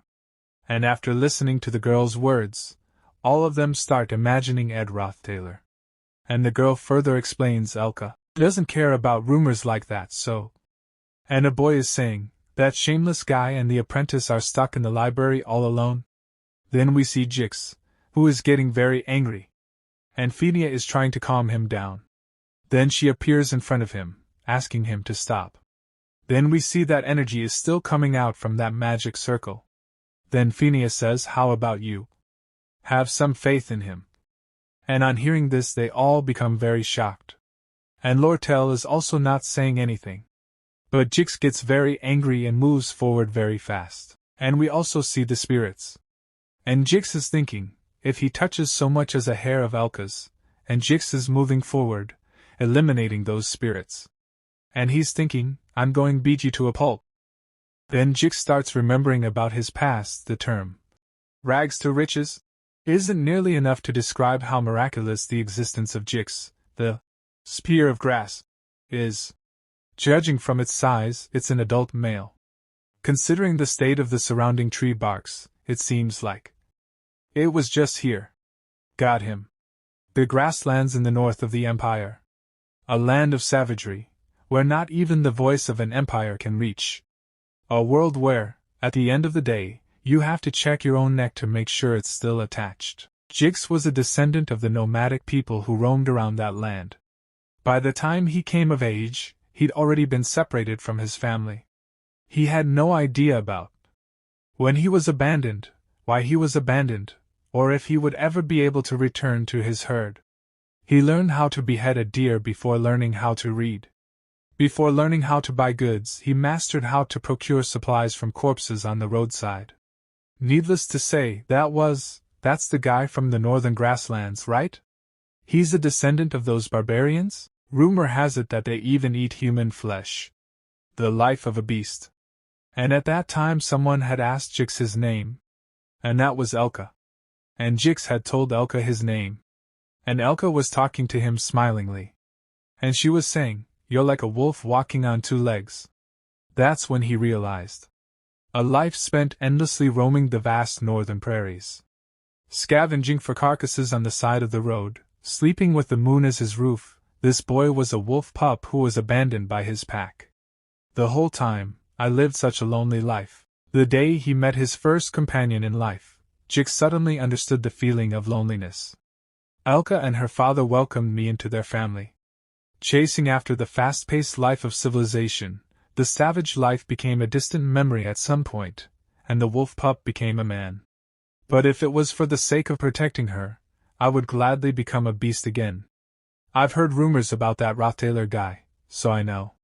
He cheated on the test, insulted the princess, and harassed one of his juniors.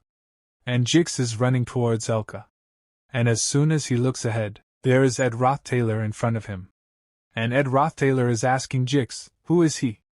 So Jix grabs Ed Rothtailor's collar. And says to her, Elka. Where's Elka? Why are you here right now? First, tell me where Elka is. And Ed Rothtailor tells him. But Jix throws the milk at Ed Rothtailor. And he is going running. And he opens the door and he says, Elka, are you okay? And he sees in front that Elka is lying on a table. And seeing her safe and sound, Jix takes a sigh of relief. He was very nervous. Then he is thinking, come to think of it, these are all bookcases that'd be hard for a fully grown man to lift. Yet they're placed around Elka as if they're trying to protect her. Blackout curtains to block the berserk spirit's vision, blackout curtains to block the berserk spirit's vision. Then when Jix looks at the board, a message is written on it. When you wake up, don't panic and stay here. Everything will probably be solved before dawn, so stay calm, block the entrance, and don't provoke the spirits. Think of your safety at all costs, don't act rashly. And after reading that message, Jix is thinking, someone protected Elka. Blood, this isn't Elka's. This, despite being wounded himself, didn't even care for his body, and went so far as to protect Elka. This belongs to Ed Rothtailor. But why? On Earth. Then Ed Rothtailor is saying, seriously. I was so close. 3 hours ago. And many books were falling on Elka, and the box was also about to fall. But Ed Rothtailor had saved Elka. And he was thinking, thankfully I do little bit of strength training on a regular basis. And the episode's progressing faster than I expected, judging by the summoning rune. It's the start of the Glaskin showdown. I'm sure Taylor will take care of it. I shouldn't even be looking at a place like that which is full of the storyline's key characters. Because I can't let the future change. Even so, time is gold and I can't afford to sit idly. In a little while, the berserk low-rank spirits will come swarming. I should block the entrance so the berserk spirits don't come in, and use this chance, even the slightest bit, to perfect my shelter. Now I'm going to eat the beef jerky I brought and do research all night. Wait a minute.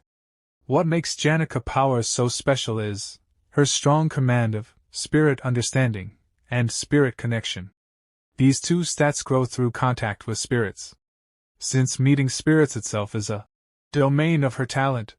For me, who can't even see spirits, raising my spirit stats is close to impossible. But Janica is shooting materialized spirits? This sweet-ass event.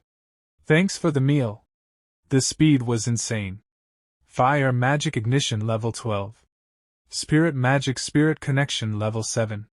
Spirit magic spirit understanding level 7. Ignition level 12. Even my spirit magic has already risen to level 7.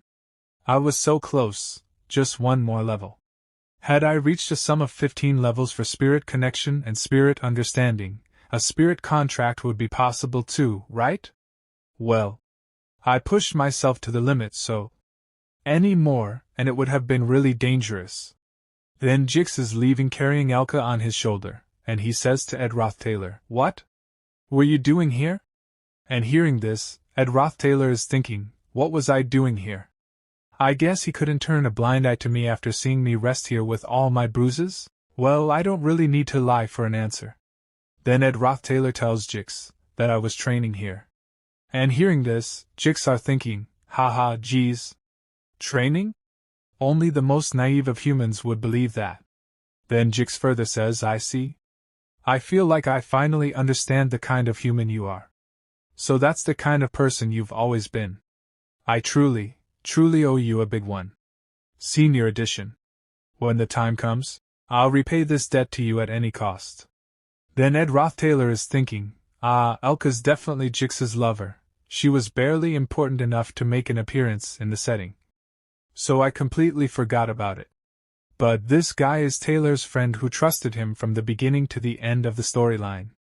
This guy's extremely important. So, looking at this situation, you left the student center and came running here, didn't you? If you've already confirmed Elka's safety, go and do what you're supposed to do. Get back to the student center. You don't belong here. Go and help Taylor. If you do what he says, things will work out. And Jix says, Taylor? Do you mean Taylor Implore? Then Ed Rothtailor says, that's Richt, that guy who's always barely avoiding failures. And Jix says, I don't know why you think so highly of Taylor. You have never even talked to him. Rather than regarding him highly, it's an issue of compatibility. Especially since the shell of the high-rank fire spirit, Tarkan, can only be harmed by that guy's element / In Act 1, Scene 9, Taylor learns one of his key moves. Element / To win this episode, that skill is necessary. If I make Taylor use that skill, he can win. Thank you for them advice. And Ed Rothtailor says, you don't have time for this, so move quickly. I'll be resting here for a bit. Then Jix starts leaving with Elka. And Ed Roththaler is sitting at that place and he is thinking, I've even given him a huge piece of advice, so it should unfold as per the original story, right? Wait a minute? And Ed Roththaler remembers what Jix told him. Taylor? Do you mean Taylor Implore? You have never even talked to him, and Ed Roththaler is thinking, why is Jix not friends with Taylor yet? Act 1, Scene 9. End of semester assessment. In a duel, Taylor suffers one-sidedly but learns element slash. He then cuts through Jix magic. Jix verifies his tenacity and acknowledgements Taylor. In the end, the two become friends. However, the final chapter of the first act happened a month earlier than during the original story. Episode 1. The final chapter. Glaskin Showdown. And Act 1 Scene 9 didn't even get a chance to happen, so Jix ended up not being his friend. Taylor couldn't learn element slash, and right now, no one in the raid team can deal any damage to Tarkhan. I just didn't seem to realize it, but the whole plot is already falling apart. Then the scene shifts and we see Student Center raid team's base. And Jix has brought Elka to the Student Center. And he is apologizing to his comrades, and saying, I apologize for the delay. I'll make sure to pay for my wrongdoing. And Fenia says, forget it. Even with you here, we would have lost regardless. Raid team first invasion attempt failed. Then Claire is saying, if we want to re-invade, it'll be better to get more reinforcement. I'll join you as soon as the pain in my leg subsides. And Fenia is saying, it's okay, Claire. You should rest at the base. You can't even walk properly. Princess Fenia, if you really care about me, please rescind your order. Claire, I have a heart too, you know. And Fenia is thinking, fortunately, our retreat was successful, but Claire's out of the squad. And Clebius, the top student of the first-year combat faculty, also got injured. Is there a way out? Let's do our best to eliminate Tarkhan with the people we have and then someone says, we don't have the time to be able to go get Tarkhan. And when they see people in front, they get surprised. Because Ed Roththaler has come in front of them. And he is saying, judging from the summoning ritual's progress, that thing will be complete in no time. This is the last thing I wanted to do, but I have no choice. Let's split the raid team in two. I'll take charge of one side. From now on, I'll intervene in the storyline. Then Ed Roththaler is saying to them, let's split the raid party into two. And Clebius is saying in fear, hey you. Do you think this is a joke? And Jix says, hear him out first, Clebius. Then Ed Roththaler tells, we must get through the fire spirit that Janica summoned, Tarkhan, and deal with the spirit of darkness, Philosopher, who has overpowered Janica. However, as you must have already seen during your fight against Tarkhan, we can't deal any damage to it because of its shell. We don't necessarily need to go against Tarkhan. Once one team has gotten Tarkhan's attention, the other can enter the combat training grounds to subdue the suppressed Janica. Once you skip Tarkhan, you can directly confront Janica. Hearing Ed Roththaler's words, Lortel says, no way.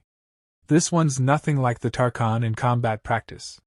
We only managed to retreat out of pure luck. What if the luring group fails and Tarkhan starts chasing the subduing group?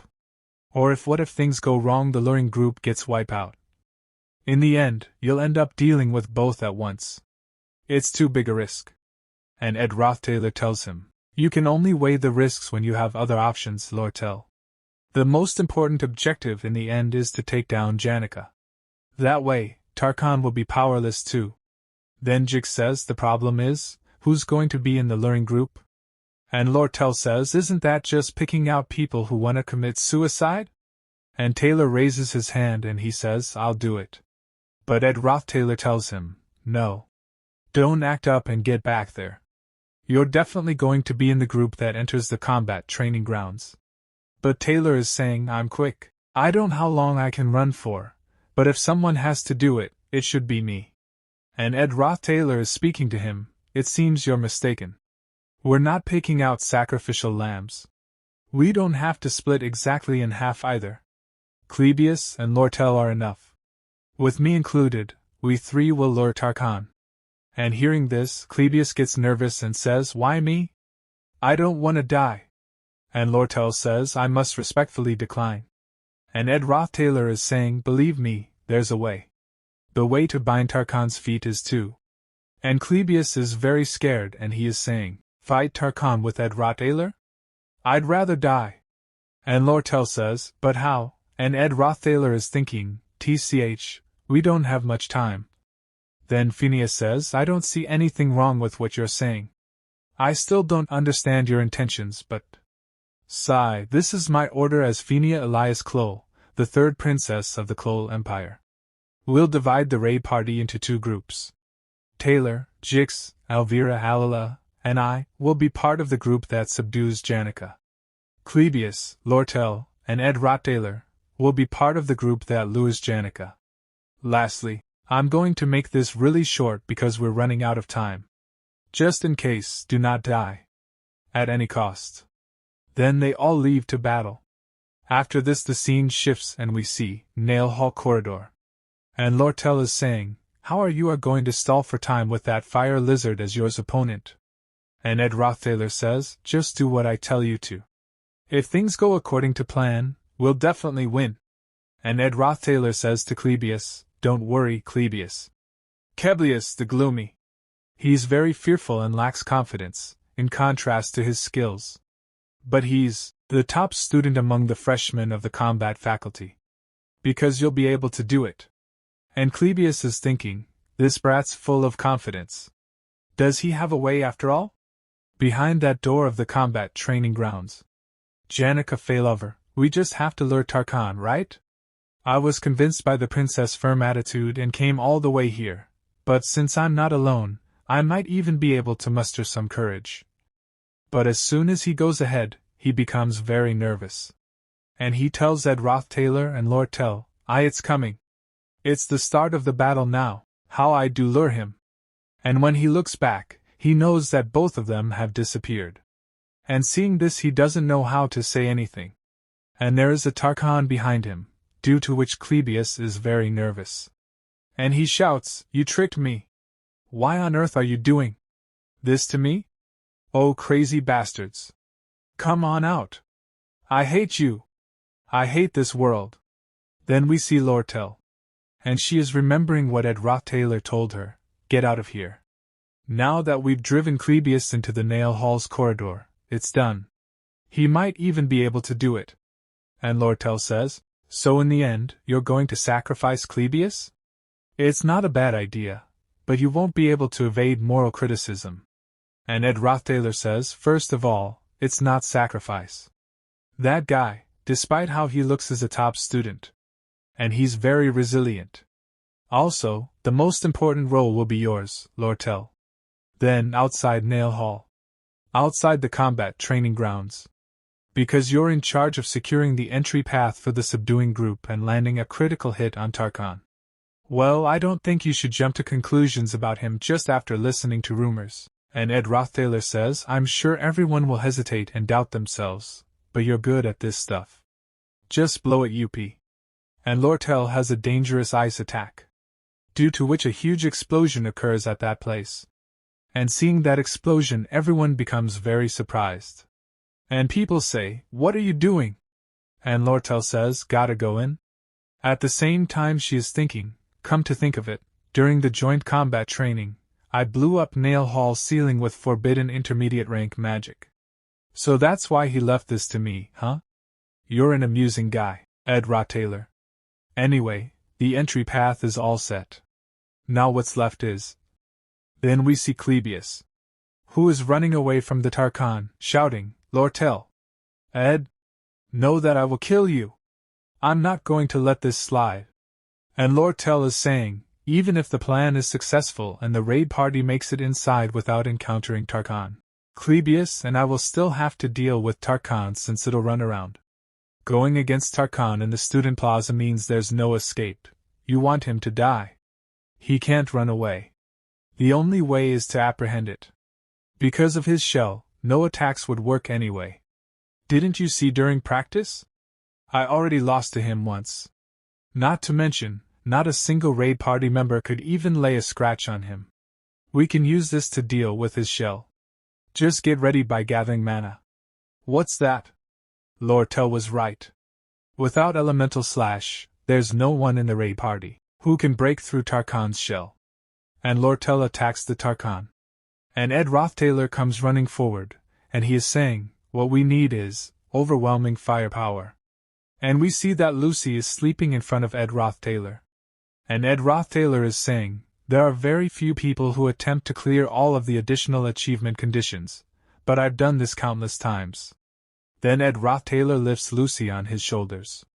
And he's wondering, how the hell is she napping in the middle of all this? Also, how is this a damn nap? Lucy had nowhere to sleep because the shelter had been destroyed. So she went to them rooftop, where she usually naps. To be exact, she was sleeping until now because she had to be excluded from the storyline. Janica wasn't in good shape. Belle Maya was irritated because of that. So Lucy runs away, uses up all her magic, and falls asleep. Though, it was probably a tool in the game to exclude this overpowered person from the scenario. And then Lucy's eyes open. She smells something, and she's like, beef jerky. I smell beef jerky, and Ed Rothtailor has taken out beef jerky. Then Ed Rothtailor puts beef jerky in Lucy's mouth. And Ed Rothtailor is ready to throw Lucy away. And he is saying, right now, she doesn't have the privilege of being picky right now. The target's the flaming fire lizard. Will I get the distance right? There's no need to worry. I did this a lot in the military. And Ed Rothtailor throws Lucy towards the Tarkan. And he is saying to everyone, get down. And the Tarkan is about to attack, and Lucy is moving forward very fast. And tears are falling from his eyes, and Ed Rothtailor is watching all these things from a distance. And then a thunderbolt falls from the sky, which hits Lucy. And there is a very bright light at that place, seeing which Ed Rothtailor gets surprised. And Lortel would have created a barrier. And because of that power, Ed Rothtailor starts facing problems. But he is saying, in some ways, this is the most important moment of all. Tarkan is a high-rank fire spirit with a tough shell, disallowing us to apprehend him even if we were all to rush towards him together. But after getting hit by Lucy's high-rank magic, even that tough shell is shattering. Now, even our attacks can deal damage to him. Naturally, there'll be a lot of EXP left behind when he's eliminated.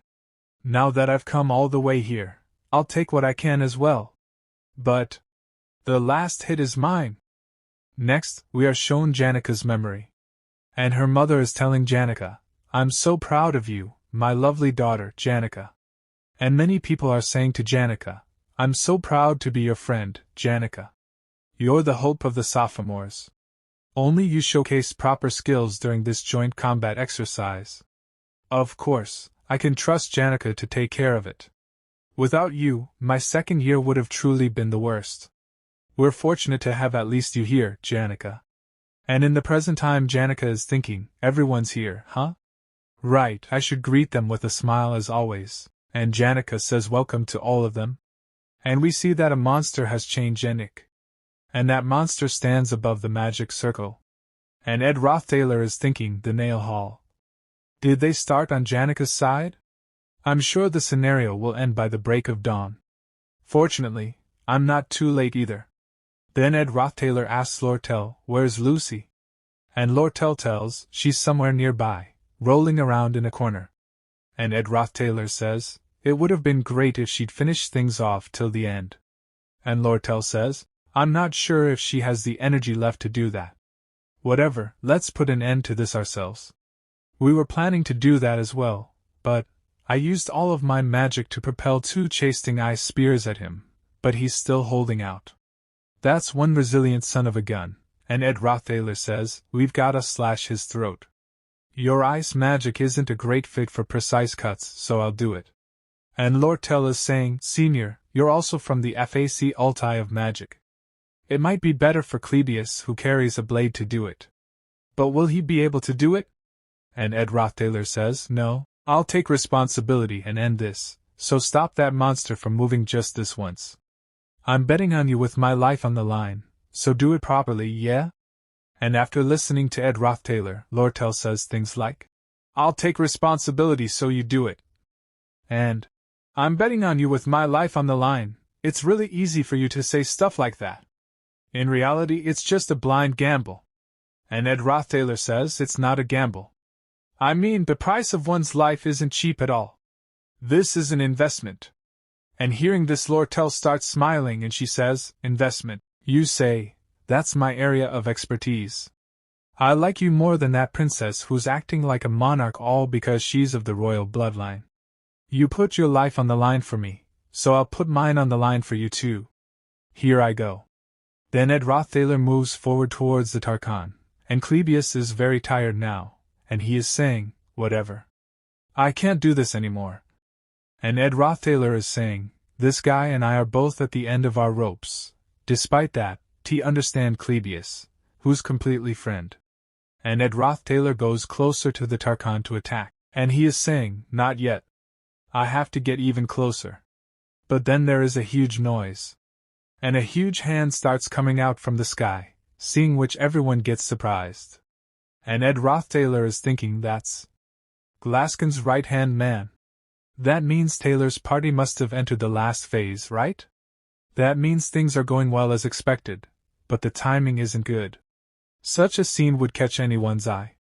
But even in the midst of such a major upheaval, Lortel doesn't make any mistakes. The same goes for me as well, because I've cast this spell hundreds and thousands of times. Wind Blade. And Ed Rothtaylor cuts off the Tarkan's head, due to which the Tarkan is killed. And Ed Rothtaylor starts getting notifications from the system, and the system tells, "You have taken down the high-rank fire spirit, Tarkan. Spirit magic, your spirit connection proficiency has increased. Spirit magic, your spirit understanding proficiency has increased. Spirit magic, your spirit connection proficiency has increased. Spirit magic, your spirit understanding proficiency has increased. Spirit magic, your spirit connection proficiency has increased. Spirit contract slot has been unlocked. You can now make a contract with a spirit." Then Ed Rothtaylor starts looking towards the sky, and he is saying, "Ah, that Taylor." We see Taylor moving towards that huge hand. And Taylor attacks that hand. And because of his attack, that big hand gets cut into many pieces. And there is a huge explosion. And Taylor is falling downwards, and Taylor's voice now turns white. And Ed Rothtaylor is saying, he indeed is the protagonist. So, it's over. After this, it is morning. And they are all sitting under a tree. And Lortel is saying, "I've met a lot of people in my life saying that they're seriously risking their lives. But most of them were cowards." And Ed Rothtaylor says, "What's so?" And Lortel says, "What's with that, senior? We got through a life and death crisis together. You're lacking a bit too much of sentiment.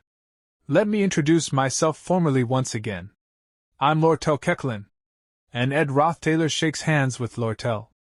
But he realizes something, and when he looks at his hands, he has 3 gold coins in his hands. And Lortel is saying, "I won this time. Caught you off guard, didn't I? Now you owe me a favor. What to do now?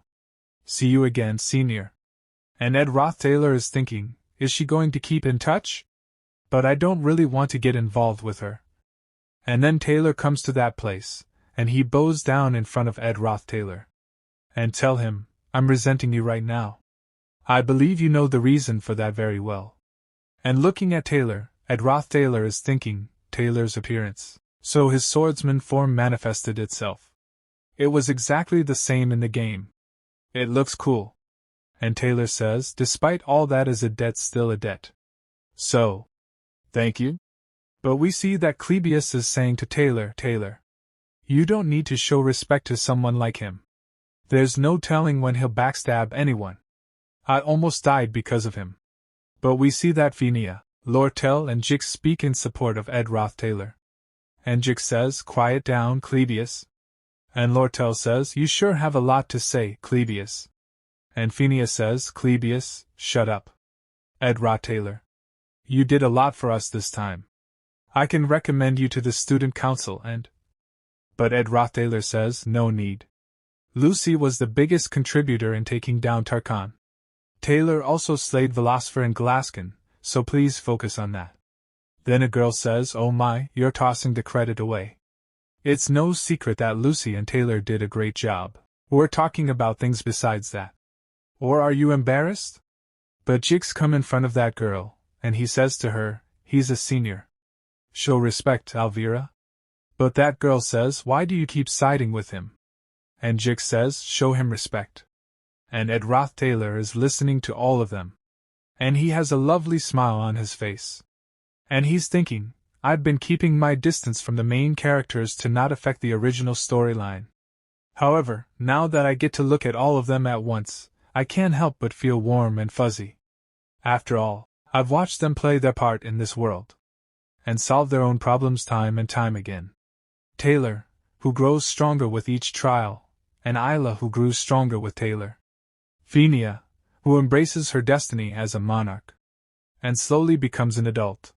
Jix, who finds his own path in the midst of civilization. Clebius, who goes on to become sure about himself, and Elvira, who realizes that life isn't all about fun and excitement.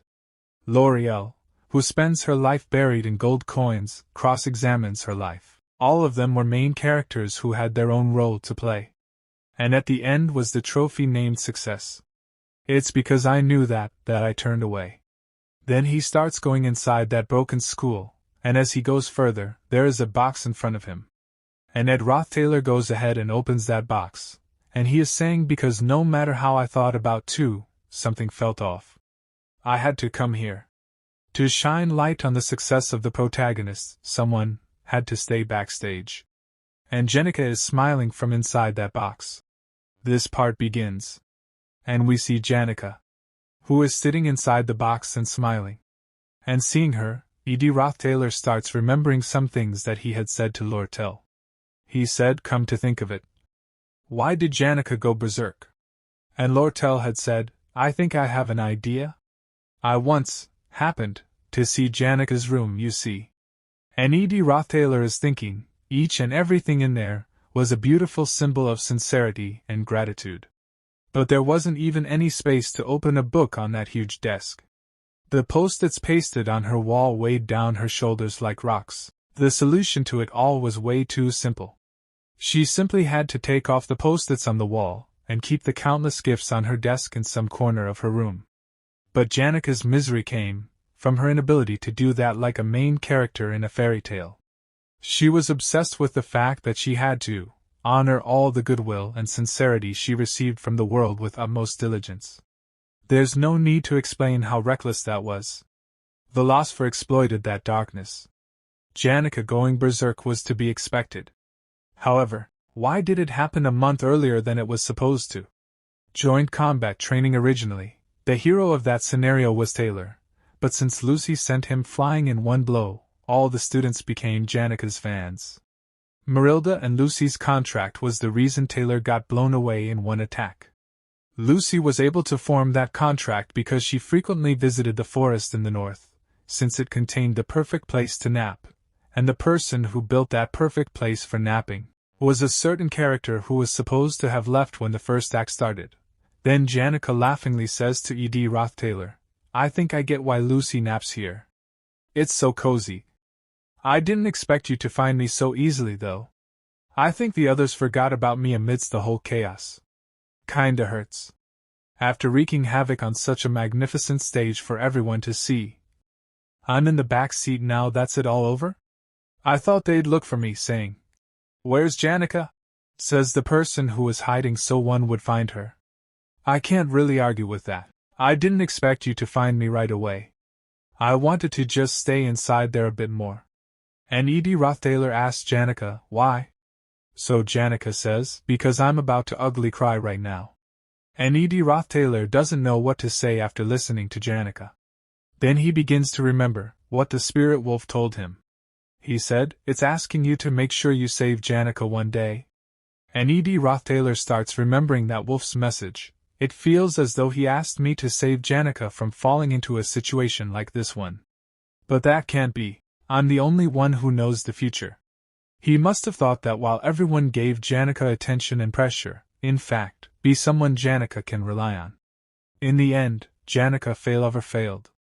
She tried forming a contract with a high-ranking spirit, but her haste during the summoning ritual made her fall prey to the spirit of darkness, destroying the faculty building in the process. She studied and trained in magic till late at night every day. She always smiled at her family, friends, and teachers who genuinely cheered her on, but while seemingly living up to everyone's expectations, she must have had a really hard time in private. Since that process itself was so beautiful, paradoxically enough, the failure itself was also beautiful. I can't tell how comforting these words would be to her. And Lortel says to Janica, "Hey, Janica. You've worked hard." And Lortel is thinking. Atop the stage, the parade of the proud main characters takes place, and applauses of price come rolling in. On the other hand, behind the stage, it's dark and quiet. The first act's villain exits the stage right as the main characters move forward, and then tears start falling from Janica's eyes. She starts crying. And Lortel is saying, "I've witnessed the completion of the first act countless times. But it is only now." And as soon as Lortel looks up, he gets very surprised. Because many spirits start coming around Janica. And Lortel looks at them and says, "I couldn't see them before. That I feel like I've properly seen it to the end." Then Lortel starts getting notifications through the system. Spirit Magic Spirit, Connection Level 10. Spirit Magic Spirit Understanding Level 10. Low Rank Fire Spirit Elgo is interested in you. Low Rank Wind Spirit Driss is interested in you. High Rank Wind Spirit Marilda is showing extreme interest in you. After this, 0 days have passed since the end of Janica's disciplinary committee trial. Janica acknowledged all her mistakes, and testified that she would willingly accept her punishment. However, during the first trial, all of Janica's professors and friends expressed utmost support. During the second trial, Fenia said that she wouldn't be trialed for the attempted murder of royalty. She testified that Janica, overpowered by Philosopher, didn't do that intentionally. Lortel came forward to address the loss incurred. Elb Merchant Association completely compensated the funds for restoration without asking for anything in return.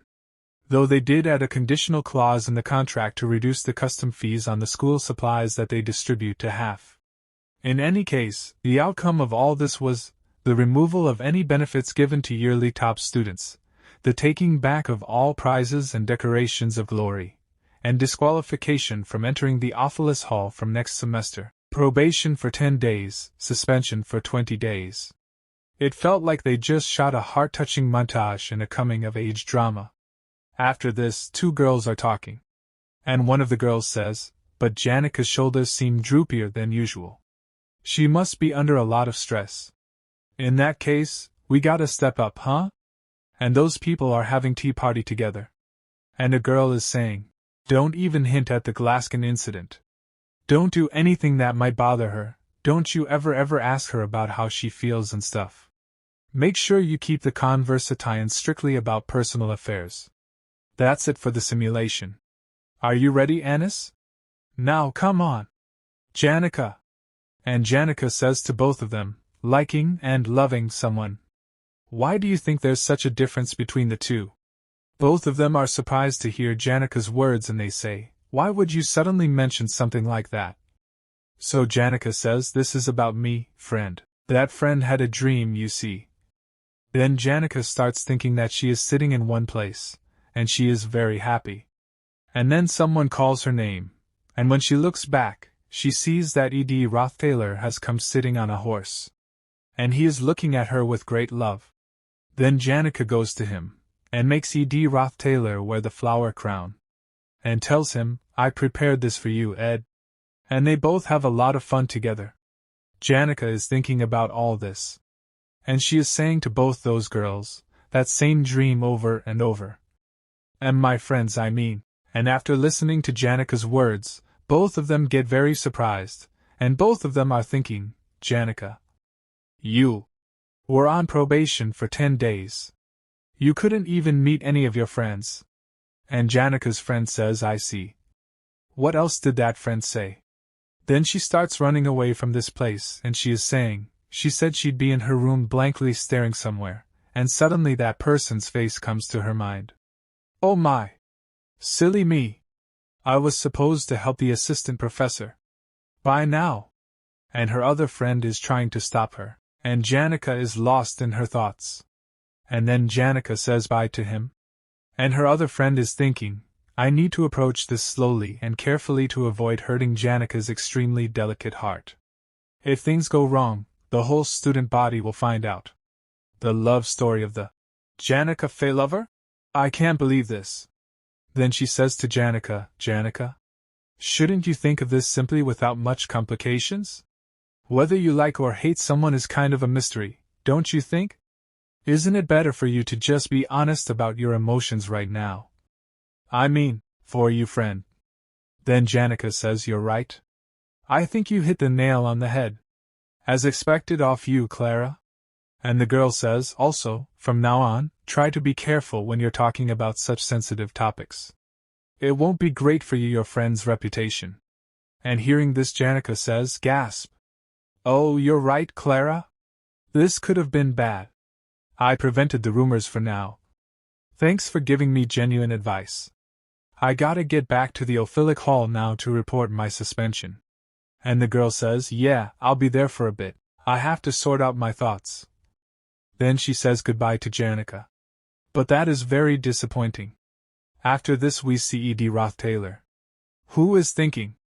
Before this, I relentlessly saved money, but thanks to Fenia's petition, I was waived from next semester's fees. And with the gold coins I got, I bought a few tools. And as he goes ahead, he sees Janica. And looking at her he is thinking, I avoided her all this time, but now that the first act where Janica was the main character is over now. Then E.D. Roth Taylor says to Janica, hello, Janica. I guess your probation is over now, huh? And E.D. Roth Taylor is thinking, it'd be good if I take the first step and say hello, right? But as soon as Janica sees E.D. Roth Taylor, she gets scared and hides behind a tree.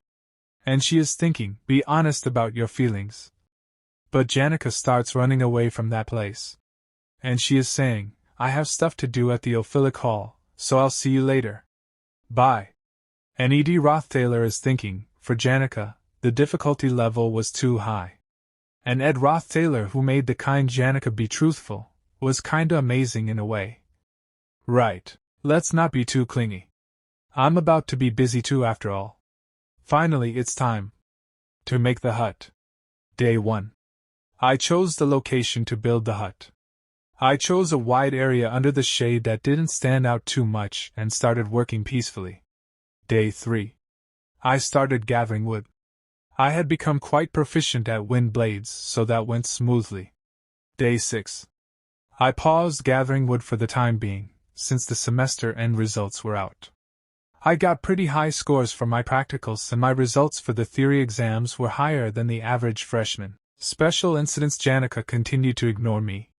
Janica's friends, Clara and Annis, looked at me as if to say that I shouldn't dare to show my face.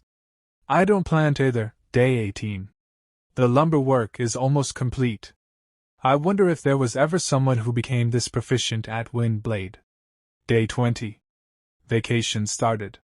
Now I could put all my time into building the hut.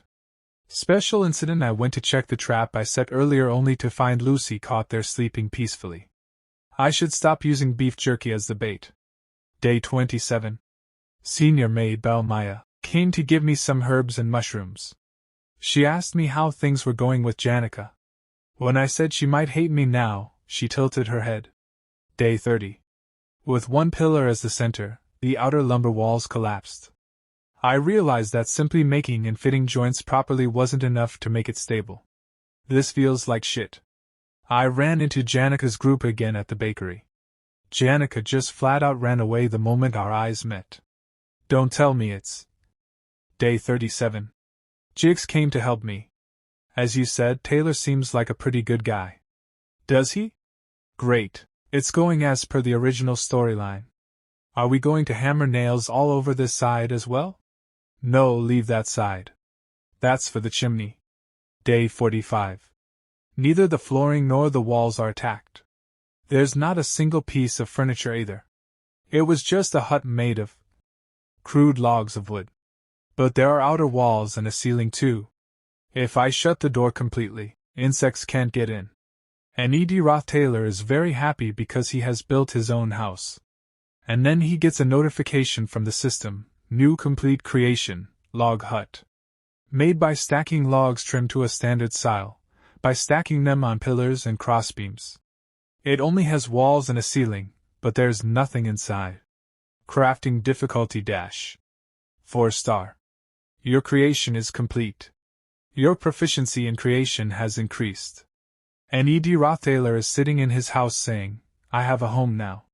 And Janica is secretly looking at Taylor. And Taylor is saying, I'm done with the walls, flooring and the fireplace. It'd be good to put up a fence as well. A storage for the firewood and a few other stuff would be great too. And then Taylor hears the sound of something falling on the roof of his house. Then when he came out of the house and looked at his terrace, he came to know that Lucy was sleeping on top of his terrace. And seeing him, Taylor says, this isn't a damn nap tower. And then Janica calls Taylor and says hi to him. And Taylor is a little surprised to see Janica. And Taylor asks Janica, how come you're all the way out here? Then we are shown the scene of some time ago, when Maya is combing Janica's hair. And she is saying to Janica, while I was in the forest last time, I went to young Master Ed's campsite and I found the sight there truly shocking. And Janica says, and you mean the hut? Then Maya is asking, how'd you know? So Janica says, I saw it while I was passing by. And Maya says, I see. Anyhow, he said he built it himself, but it was way more remarkable and well built than I expected. I was quite taken aback. After all, I didn't know he was talented at such things. I also wanted to look in there. You know, roam around to take a look, see how firm it is. Janica says, I see. So you're curious about stuff like that too, huh, Belle? And Maya further says, of course, I'm human too. Anyone who saw a hut like that in their way would be curious about who built it, how they did it, and how it is from the inside, wouldn't they? It's an extremely expected and natural phenomenon. I tell you, expected and natural. And Janica is saying to Taylor, I was walking by, after seeing Marilda, and I saw the hut. So I dropped by. I mean, anyone who saw a hut like this would be curious about who built it, and how it is from the inside, wouldn't they? Isn't it? It's to be expected. It's only natural. Isn't it? And Taylor says, I guess? Then Janica says, it's a great hut, Ed. So Taylor says, I only built it recently, but didn't the spirits tell you? And Janica says, I mean, they told me a little bit, more like what they say passing by. Just mentioning it like, there's also the hut, and nothing much. You can see his fine muscles when he has his top off. His arm muscles were a bit thicker. The fine veins near his collarbone compared to the back of his hand are, just a little bit. I don't talk a lot with the spirits, you see. I don't really know how exactly you live, you see. And Janica's nose is bleeding. Then Taylor asks Janica, wanna come and take a look? It's just a log hut. And Janica is a little surprised to hear Taylor's words. Then she says yes to Taylor, and she starts seeing Taylor's house and starts praising it. After this, both of them are sitting outside the house with a fire lit. And Janica is saying to Taylor, I owe others a big one this time. Princess Lortel did so much, some of my friends even said they'd let me borrow money for their tuition. How will I ever pay them back? And Taylor starts looking at Janica. Then tell him, if you can't, just don't. Isn't it a generalization to think you gotta pay back what you owe? And Janica gets surprised after hearing this and she says, whoa, I've never thought of it that way. And Taylor is thinking, right. That's the kind of person Janica is. She can't understand that the incident happened because the weight of all that sincerity of others pressed her down. Despite there being so many supporting her with tuition fees, or rather investing in her, she resolved to move from the Ophelis Hall with state-of-art facilities to the outdated Dex Hall, all because she wanted to owe less to others, even if a little bit. In Ophelis Hall, there's one room for every student, but in Dex Hall, there's 8 or more students in a single room. Spending the whole day being looked at with envy would be like being chained in a prison for Janica. In the end, it won't solve any of her underlying issues. The vicious cycle still hasn't ended. And LDrago says to Janica, "If you ever want to be secluded, you can drop by any time. I don't mind." And listening to LDrago's words, a smile appears on Janica's face and she says, "Yeah, that makes me really haru. Hey Ed. If you ever feel overwhelmed, or can't handle something alone, I hope you make sure to tell me. When that happens, I'll help you at all costs." And after listening to Janica's words, a smile appears on LDrago's face and LDrago says, "Overwhelmed, you say?" And both of them start looking towards the sky. Then LDrago is saying, "The second semester is approaching soon. That's about the time of the start of Act 2. Sage's Sealed Grimoire. The great sage Sylvania made records of aspectual magic in this book. Aspectual magic is a high difficulty level magical branch that's known to alter the very principles of nature. This little worn out book will cause a storm." Lortel is saying, "As I thought, it smells of money after all. That will devour the entire academy. Regardless." And LDrago says to Janica, "Thanks for saying that, but that won't happen." And LDrago is thinking that won't happen. At least not to me. "You're going to have a hard time, Taylor. It has nothing to do with me, but it'll seriously be hard as hell. I'm cheering for you, man." After this the scene shifts, the failed swordsman of Sylvania. The honor students at Ophelis Halls are almost guaranteed a life like nobles. First choice of seating in a class, guaranteed freedom during mealtime, special maids, and tons of other convenient perks at a whole nother level. This is where the problem arises. There was heavy rain to the southwest side of the Valori area around the time of returning to school after vacation. As per the academy, only the Ophelis Hall students were provided horse carriages and boats to return to school. If they couldn't return on time, they were given the perk of relaxing for a few days. The Dex Hall's inferior students who trudged along, and returned even through the whole downpour but failed to do so in time, feared deduction of points and felt frustrated. Eventually, the pent-up feelings exploded in front of the Ophilic Hall. All of this played out. Proposition relating to the commute of the Ophilic Hall students. And Lortel is saying, "Rain's coming down really hard, just as I thought." Within the hands of a merchant. The merchant got in touch with the rep of the inferior students in advance. And that guy only cared about screwing over the academy and Ophelis Hall. Discontentment was already through the roof.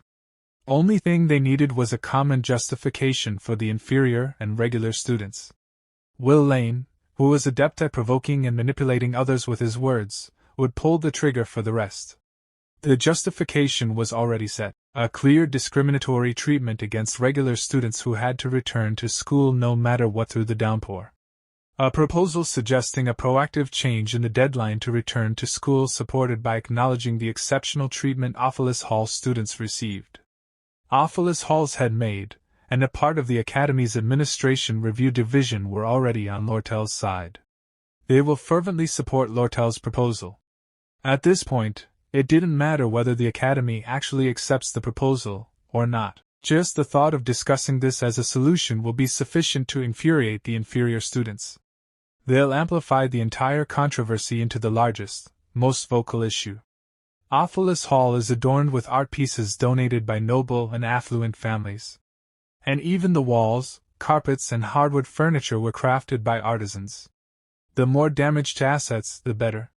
While they were at it, it'd be best if they completely destroyed part of the Ophelis Hall. The more they run amok, the more of a critical hit it'll be to the finances of the Academy that's already in a predicament due to the Glaskin incident. And as the negotiations for the Sage's Sealed Grimoire were currently underway, it granted the Elp Merchant Association a distinct advantage. The Sage's Sealed Grimoire is like the heart of Sylvania, yet people are willing to offer even their own hearts in times of desperation. I wonder when the rain will stop. There isn't a single ray of light in this gloomy sky. It's like the sky I saw in the slums wearing those shabby rags. I can't help but mock myself for feeling relieved. This unbelievably romantic land of learning has way too many lights. The image of me living in utter darkness, covered completely in dirt, is way more vivid to me. The traces of conspiracy on top of my desk are the proof to that. They're traces of a person who has lived a life, never showing the slightest sincerity, and always betraying and suspecting others. While desperately struggling to survive, this is what I turned into. But that doesn't change the essence of my filthy self. So I frantically look for my own kind. Even in Sylvania, where full of bright and radiating people reside, there must be someone among them who would acknowledge the disgusting life of a gutter rat covered in filth. The endless lookout for my kind never stopped despite the vain hope in my heart. How lonely, because one's true self never changes. To make it through the miserable reality, Lortel always took the same stance. Lortel was the dark curtain that covered the gloomy reality behind the stage at all times. The audience called her Black Veil.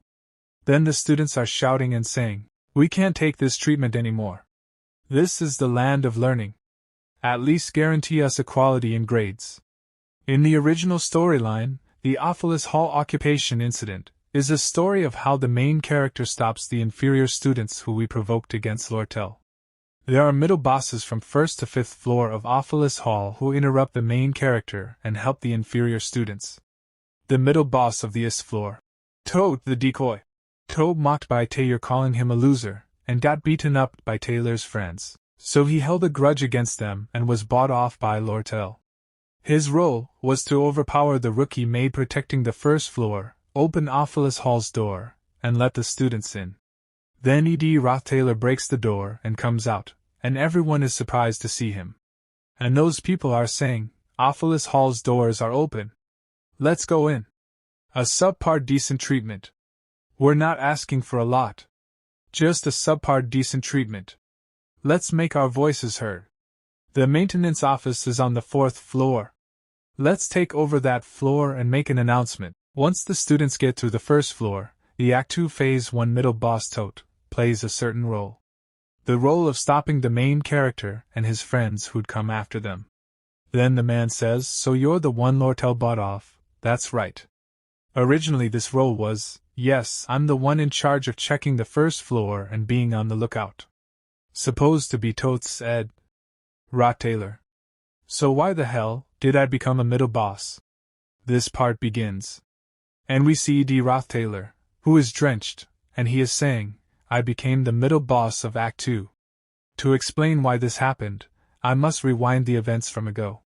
Outbreak of the Ophelis Hall incident. And the system tells Roth Taylor, combat abilities details. Rank Novice Fighter, Specialty Bow, Proficiency Level 6, Vital Point Fire Level 3, Speedy Fire Level 2, Retreat Sire Level 1, Sense of Rim Level 2, Expanded Field of VRS 10 and Level 1. And Roth Taylor further says, "I'm feeling it afresh once again. Ed Roth Taylor really has zero talent when it comes to combat skills. I'm forcing myself to use the bow every time I hunt. The whole semester and the vacation is over, yet still, my bow proficiency is totally pathetic.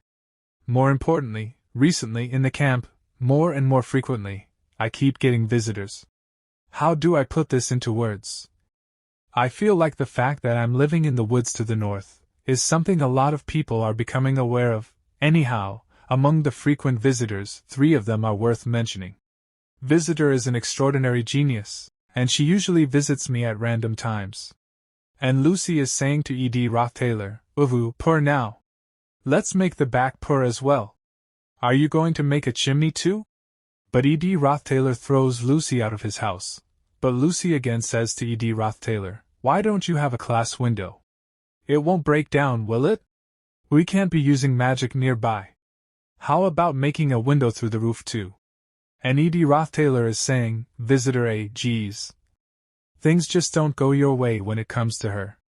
For Visitor B, I was actually happy to hear her over. Then Janica comes to Roth Taylor, with an egg for him. And she says to Roth Taylor, "I brought eggs. Belle said you'd like it if I gave you these." And Roth Taylor tells she's the 2nd year's top student and quite the spirit sorcerer. Then Janica is washing Roth Taylor's clothes, and she is telling Roth Taylor, "If you add boiled salted water and step on it like this, they'll whiten up." Fascinating, right? This is what my parents did whenever clothes got too dirty at our farm. And Edie Roth-Taylor is telling, despite her frequent visits, I just welcomed her without any discomfort. She would come almost daily, babbling with spirits, helping me with tasks. My gratitude towards her knew no end. Then Edie Roth-Taylor says to Janica, Janica, you're best. How do you know all that? But Janica turns her face away from Edie Roth-Taylor, and seeing this Edie Roth-Taylor gets surprised and is thinking, what's wrong with her? I just complimented her. And Edie Roth-Taylor is telling, she seemed really easy to read, though sometimes something seems off about her. Anyhow, she's my visitor B. The reason I decided to explain this, visitor C, the one that the world calls the Golden Daughter. And we see Lortel, who is saying to Edie Roth-Taylor, oh my, Edition, looks like you're busy. I was waiting for you.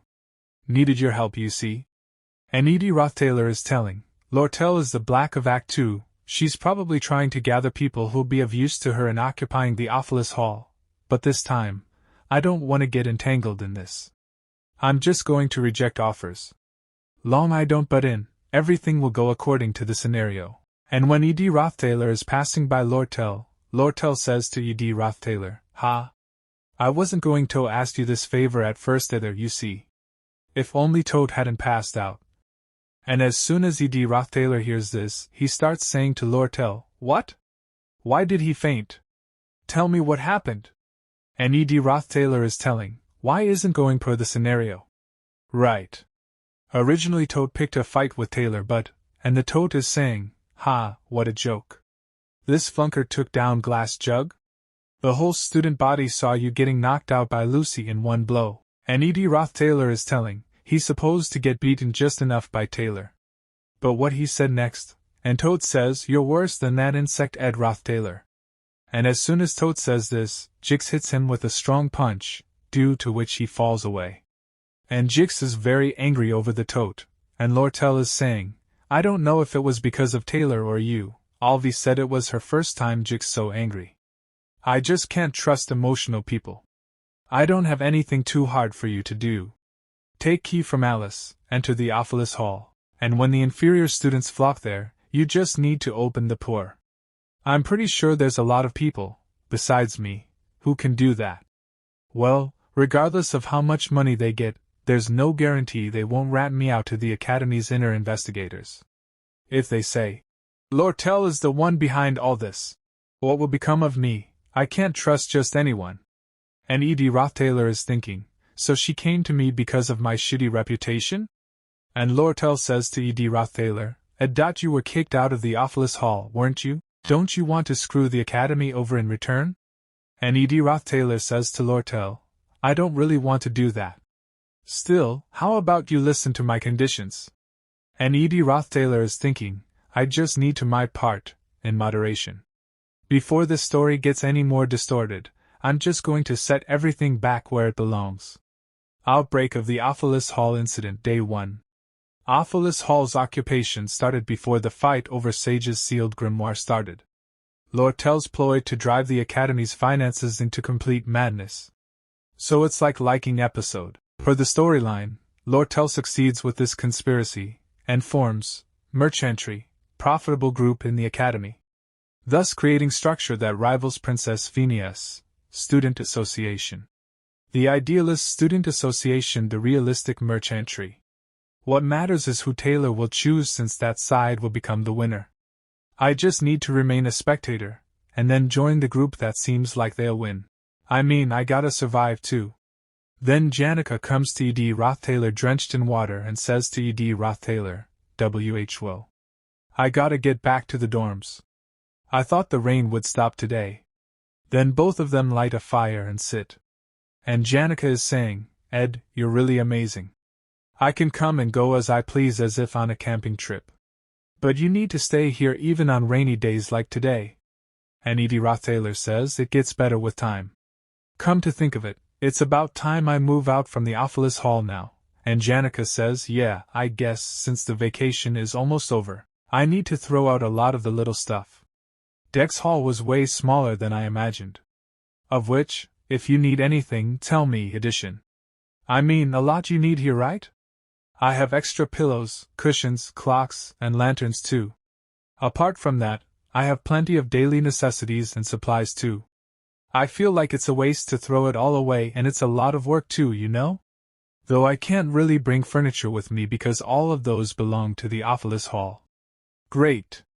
I'll leave when the semester starts, so I'll bring that stuff then. About Lucy, does she do that often?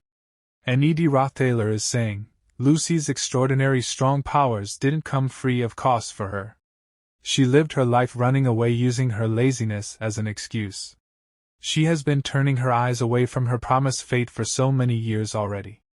No matter how many screws she had loose, she couldn't help but reflect on her life on rainy days like this one. That's how she is when it rains. Don't mind her too much. I tend to just not pay any attention to her. And Janica says, I see. So you're indifferent towards Lucy, huh?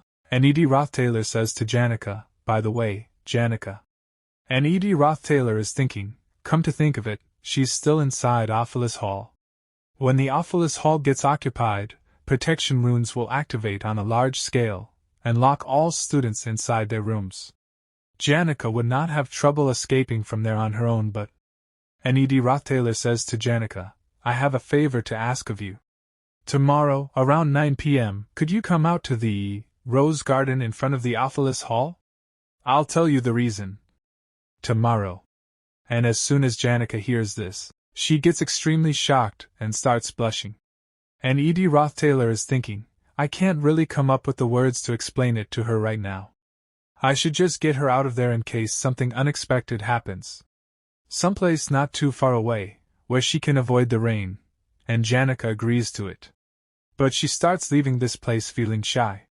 And Rothaler is surprised to see this, and he is not able to understand anything.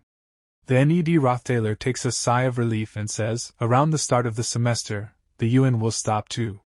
I can finally enjoy the bright, sunny sky that day after a long time. After that, even these woods will give off the typical fall scent. The long vacation is also ending now. Outbreak of the Ophelis Hall incident day 0. 9 p.m. And Jix is saying, phew, my execution is lacking. I should also avoid reacting emotionally as much as possible. I didn't expect Elka to get that angry. Then Jix stands straight and he starts looking through the window. Then he sees that someone is coming running, and when Jix looks carefully, it is Rothaler.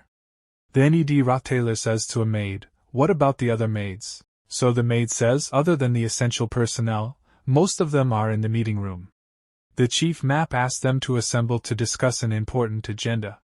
And Rothaler is thinking, so they're planning to block the entrance after gathering them there. The person command has been bought off, so things are working out quickly.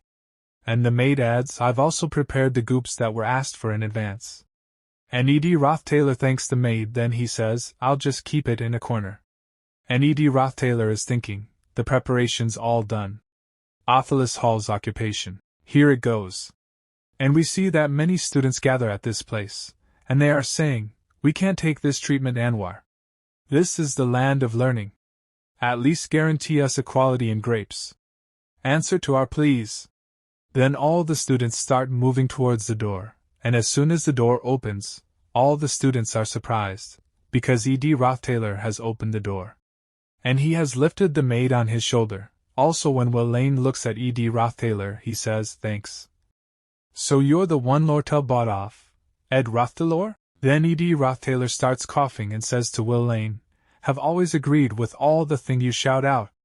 Of course, I lived well off in the Ophelis Hall, but only when I was kicked out did I realize the special privileges enjoyed. And Lane says, I am a fool. I judged you on those rumors. I didn't even know you're such a great person.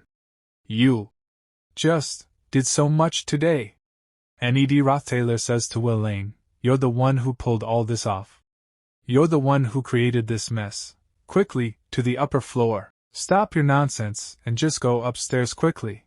And Lane says, oh, okay. I'll leave this place to you. Lane is the one who'll take the blame for all this. I'm sorry. Toughen up, Lane. There's not really any need to stop the maid who's running away. After all, any superiors she has to report to are inside the meeting hall.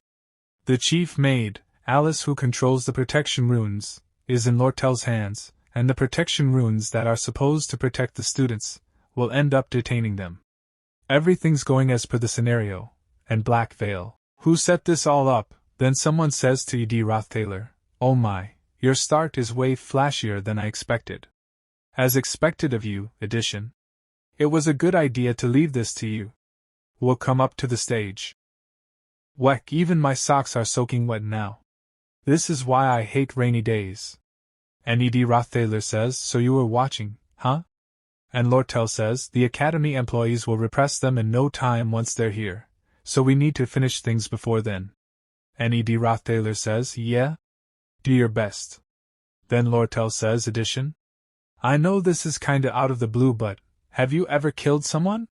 So Lortel remains silent for some time after hearing this, then he says to Lortel, "I haven't."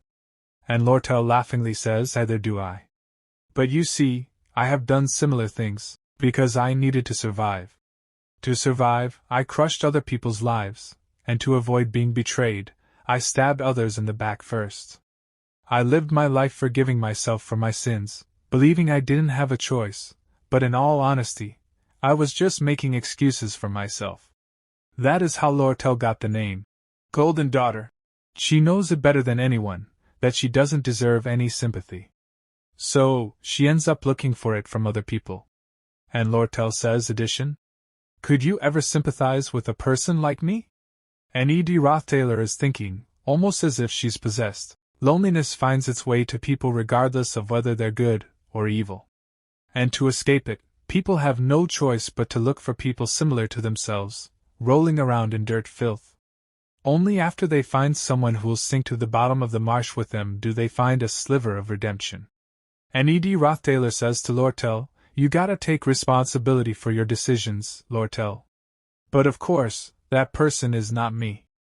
And Lortel calms down a bit, then she is smiling. And said to Lortel, "I said something useless that was quite unlike myself. I should go do what I'm for. After all, there isn't much time." Then Lortel leaves. And Lortel sits there, and takes a sigh of relief. And he's thinking, now, Lortel will talk to Alice about their plan going forward. Once they make the defense magic of Ophelis Hall go berserk, and hand over the command of the runes to Willain, the leader of the inferior students, the story will unfold with the current events intensifying. Then Willain, packed with the dense protection of Ophelis Hall's defense spells, will transform into the fourth stage boss. This scenario is about defeating Willain, who's going to lose his mind in the middle of defense runes endlessly going berserk. Now I just need to sit my ass down and wait for Taylor to storm in here. Just gotta do a job to dig some time, then lose.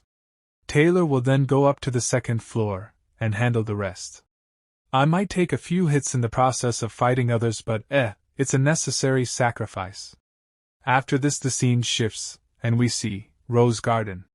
Then we see a horse-drawn carriage coming in heavy rain, and Janica, looking at it, says, "Why is there a horse carriage this late at night? Looks like it's someone important. Ed wouldn't know yet, right? I mean, he left after leaving me this note. Did he prepare something special?" The golden horse carriage wasn't of any importance to her. Whatever happened, she wasn't going to leave the Rose Gardens pavilion. That's because for the past 3 days she kept thinking deeply about what Ed wanted to talk to her about, and was unable to sleep at night. Because despite the guilt she felt, she kept tucks on what us up through Marilda. She learned that it wasn't just Lucy who visited Ed's camp. Even Princess Fenia, Belle Jims, and even Lortel were seen by Maya, coming out of there. The coincidence that most of them were fellow female students made it even more heartbreaking for her. That's why she was going to wait for him no matter how long. But was this permission flower hairpin a bad choice? Cosmos would have been prettier. If I managed to hurry my way back, it might be okay. She would still wait. After she returns with her new hairpin, that is. She headed for the Ophelis Hall. Then we see some people, and one of them is saying, "Are you sure going in there is the right decision?" And a girl says, "Do you know how much the herbs in my room are worth? But it might be better to wait for the academy workers to handle the situation." The herbs will lose their properties if I don't use preservation magic in time. Do you know how much that little detail affects the result? Do you even get how profound that is, Taylor? Huh. Then Taylor says to Isla, stop her. She's trying to barge in there all alone. And Isla laughs and says, can't you just turn a blind eye? Elvira's the top student in the alchemy faculty. I'm sure she can protect herself. She's not the one I'm the king. Those poor spents are. If she loses her mind, she's just going to attack them with any chemical she gets her hands on. And when Elvira starts moving forward, Isla and Taylor start stopping her. But she is saying, enough chit-chat. I gotta get to the 4th floor where my room is. And Isla says then, you just need to get to your room, right? If you get there, you won't be doing anything else, right? And Elvira says, of course. I just need my herbs to be safe and sound. If anyone gets in my way, I'll force my way through. Got it? And Elvira breaks the door, but when she looks in front, she is very surprised, because E.D. Roth Taylor is sitting in front of her. And all three are surprised to see E.D. Roth Taylor. And E.D. Roth Taylor is sitting very quietly. Then Taylor asks E.D. Roth Taylor, what are you doing here? And Elvira is thinking, there's footsteps of students who've already swarmed in here, the display cabinets are mad, ANP Ed's planted here with his back to the stairs. And Elvira says, this is interesting. I didn't expect this. You're going to stop us? I'm sorry, but you can't go in there. And as soon as Elvira hears this, she starts smiling, and she is saying, this is fun. And what if I want to? Are you sure you can stop me? I heard from Jix your magic proficiency is pretty high, but what's the point? You're just a rook who can only use basic spells. A little second-year student. We've got a swordsman who can hold his own on my side, and a mage who's skilled with the average first-year level spells. And me, an alchemist with the best of abilities in my year. That's an overwhelming power differential. Then Taylor says, why are you doing this, Ed Roth Taylor? Tell me right now, what's happening up there? But E.D. Roth Taylor is silent, and then Taylor moves forward to attack E.D. Roth Taylor, and he is saying, I guess I have no choice but to force you to speak up. And E.D. Roth Taylor also attacks Taylor, which Taylor stops. And Elvira is surprised to see this, and she is thinking, that magic. It looks like a basic spell. He's a mace. So he'll probably target Taylor since he's the best at close-range scuffle, right? And E.D. Roth Taylor is preparing his spell, which is Wind Blade, and as soon as E.D. Roth Taylor gets his Wind Blade ready, he attacks upwards. And cuts the chandelier installed above, which is about to fall on the direct light. Taylor is shocked to see this, and he is able to escape from that chandelier with great difficulty. And then we see Clebius, who is very scared, and he is saying, what kind of noise was that? After all, what is happening there? Then Elvira is asking Taylor, is he okay? So Taylor says, yes, I am fine. But then E.D. Roth Taylor attacks Elvira with a wind blade, due to which Elvira's hair gets cut, and seeing this she gets surprised. Also her bag falls down, and there are lots of magic potions in her bag, and now Elvira has become very angry, and she is saying to E.D. Roth Taylor, so, you're serious about this? That means there's really something going on the floor above after all, huh? And when Elvira looks ahead, all she sees is dust. She then looks at her potions, trying to pick one of them up. But then E.D. Roth Taylor uses the ignition illusion, due to which fire spreads all around. And fire starts burning everywhere. And E.D. Roth Taylor is saying, the battlefield was set up, so naturally almost like water flowing. Ed Roth Taylor's judgment was quick and precise. Jix, you can't leave out information like that. This isn't just high magic proficiency. And Elvira is thinking, as the alchemy faculty's top student, I represent our side's main forces. The alchemy faculty's biggest flaw is that, without relying on magic tools, our raw combat power is close to zero. Most alchemy students carry a magic ring or a necklace with them, but I always thought a genius like me wouldn't need that. I thought it was too much of a hassle. Didn't this guy think this out as well? He caused the chandelier to drop, used the opening he got to cast a firewall, all so he could target my bag. No. No. If that were the case, he would have gone for the bag, not its strap. After all, this guy is just that merely, Ed Rothelo. I'm not out of options yet. I'll apply a fire-resistant formula, make it go berserk, and amplify its strength. And Elvira is saving herself from the fire with great difficulty, then Isla is saying fire. A spell to put the fire out, And she is using her power, and there's an explosion at that place, seeing which Isla gets very scared, but then Taylor comes in front of Isla, and saves her. And tell him, get your act together, Isla. And Isla is thinking, Isla's confident in her magic theory, but her combat ability, even among first-year students learning basic space, is average at best. With now openly he keeps targeting her, I cannot even get close to him. Rather, Alia and I cannot even move. Then Elvira says, Taylor, you think you can take him down if you get closer? Then go. And the rabbit starts moving forward, and the rabbit is about to attack Ed Roth Taylor, and Taylor is moving forward, and he is saying, it doesn't matter if I think I can. I have to. Then Elvira covers herself with a cloth, and starts moving forward, and seeing her, Isla starts stopping her, but she moves ahead, and grabs her potion and is saying, oh my. Did you guys miss me? Our time apart was not long, but I missed you so much. And Ed Roth Taylor is about to attack Elvira, and Ed Roth Taylor attacks Elvira with the wind blade. But Elvira is thinking after reading the potion, he seems quite prepared but, apply release magic. And then Elvira throws the potion towards Ed Roth Taylor's attack, which goes directly and hits the wind blade, due to which the liquid kept in that glass starts coming out. And Elvira is thinking, a chemical reagent prepared by dicing up night butterfly flowers and gall mushrooms. When cast with release magic it becomes a special chemical reagent. It works by controlling the release of magic, and there is a huge explosion at that place, due to which we see, all of Isla's wounds are healed. And the fire slowly starts extinguishing and Elvira is thinking, and temporarily subdues the products that result from magic formulas. Do you know what that means? But Ed Roth Taylor has killed the rabbit monster, Mr. Mage, who can't even use magic? And Elvira is very angry at Ed Roth Taylor, and she is saying, acting like you're fine? We've got a warrior on our side. Now's your chance, Taylor. Then Ed Roth Taylor starts running away from this place. And seeing her, Taylor also starts following her. But then Ed Roth Taylor drops a box down, but we see that the bucket is filled with oil, which falls down, and there is an explosion. And again the fire spreads at that place. And seeing it, Taylor says that it is the smell of oil. And Elvira is saying, are you crazy? We're in the Ophelis Hall. If a fire starts here, people will die.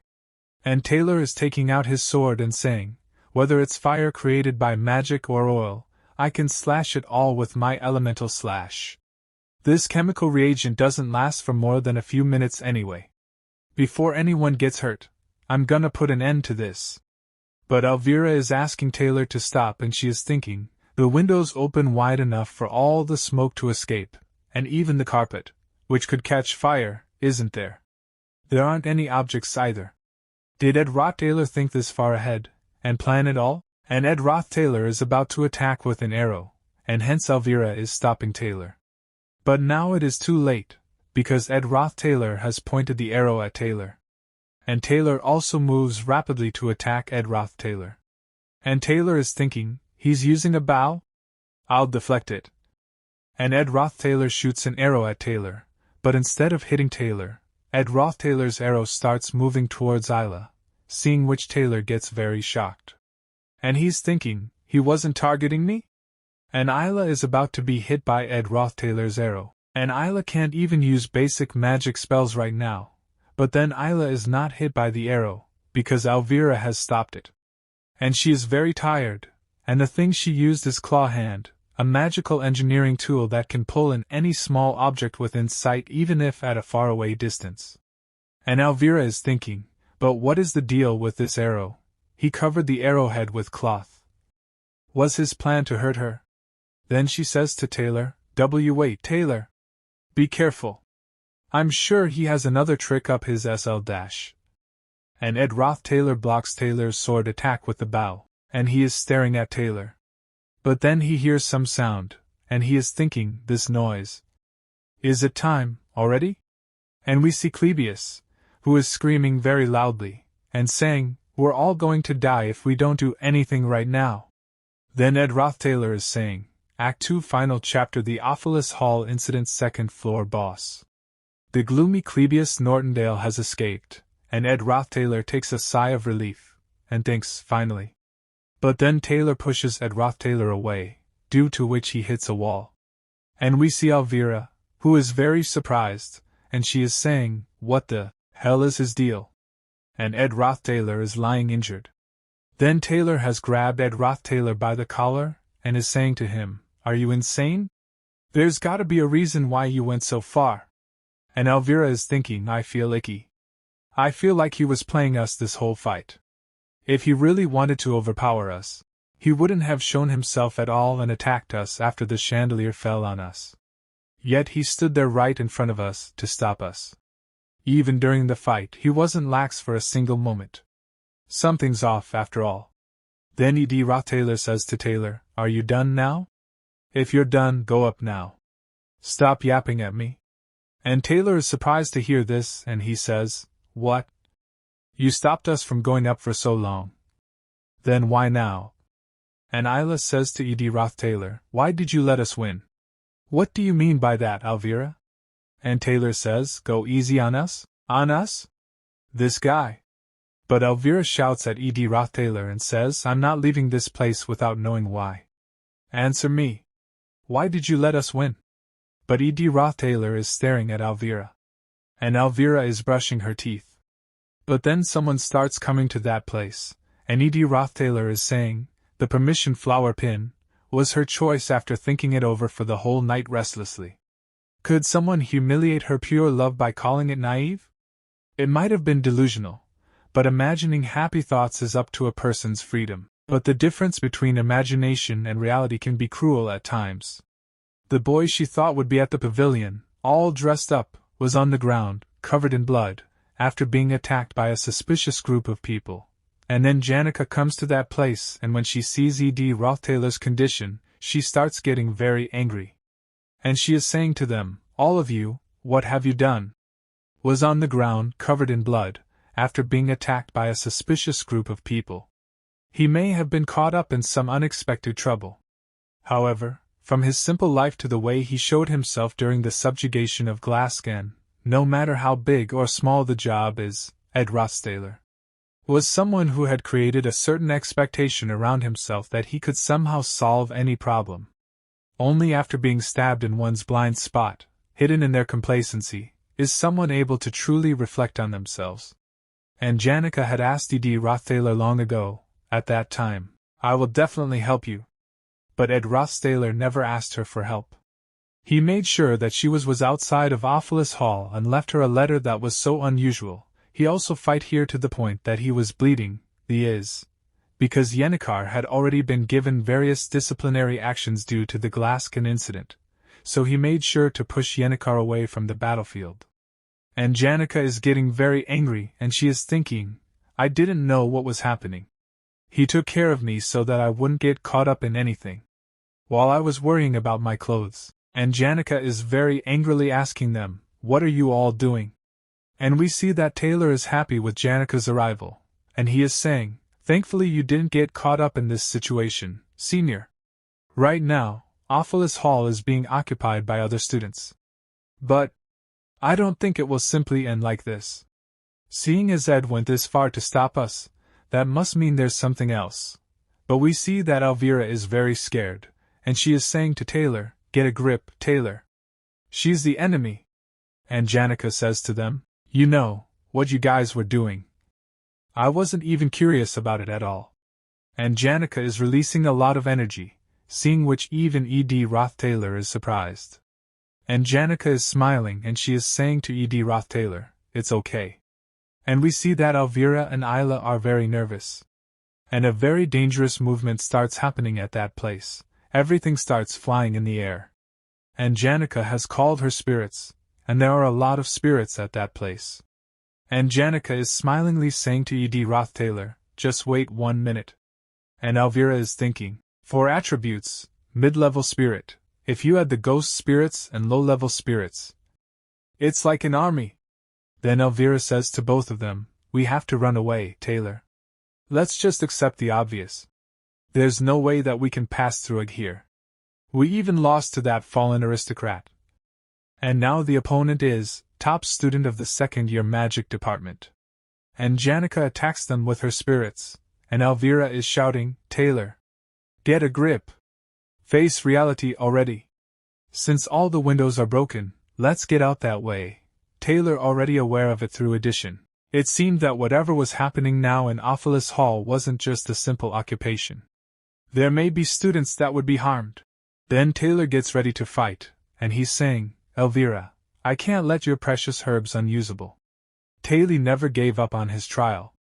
It was obvious that Taylor was going to live the life of a protagonist. But then Ed Rothtaylor grabs Taylor from behind, and pushes him back. And tells him to go away from here. And those spirits do not attack Taylor. Then Ed Rothtaylor says to Taylor, listen. I'll take care of Janica, so you guys go upstairs to the second floor as you planned. And Isla is saying, what?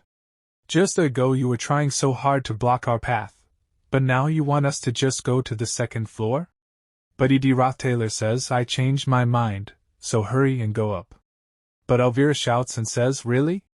You're going to stop those spirits? Your body is completely covered in injuries right now.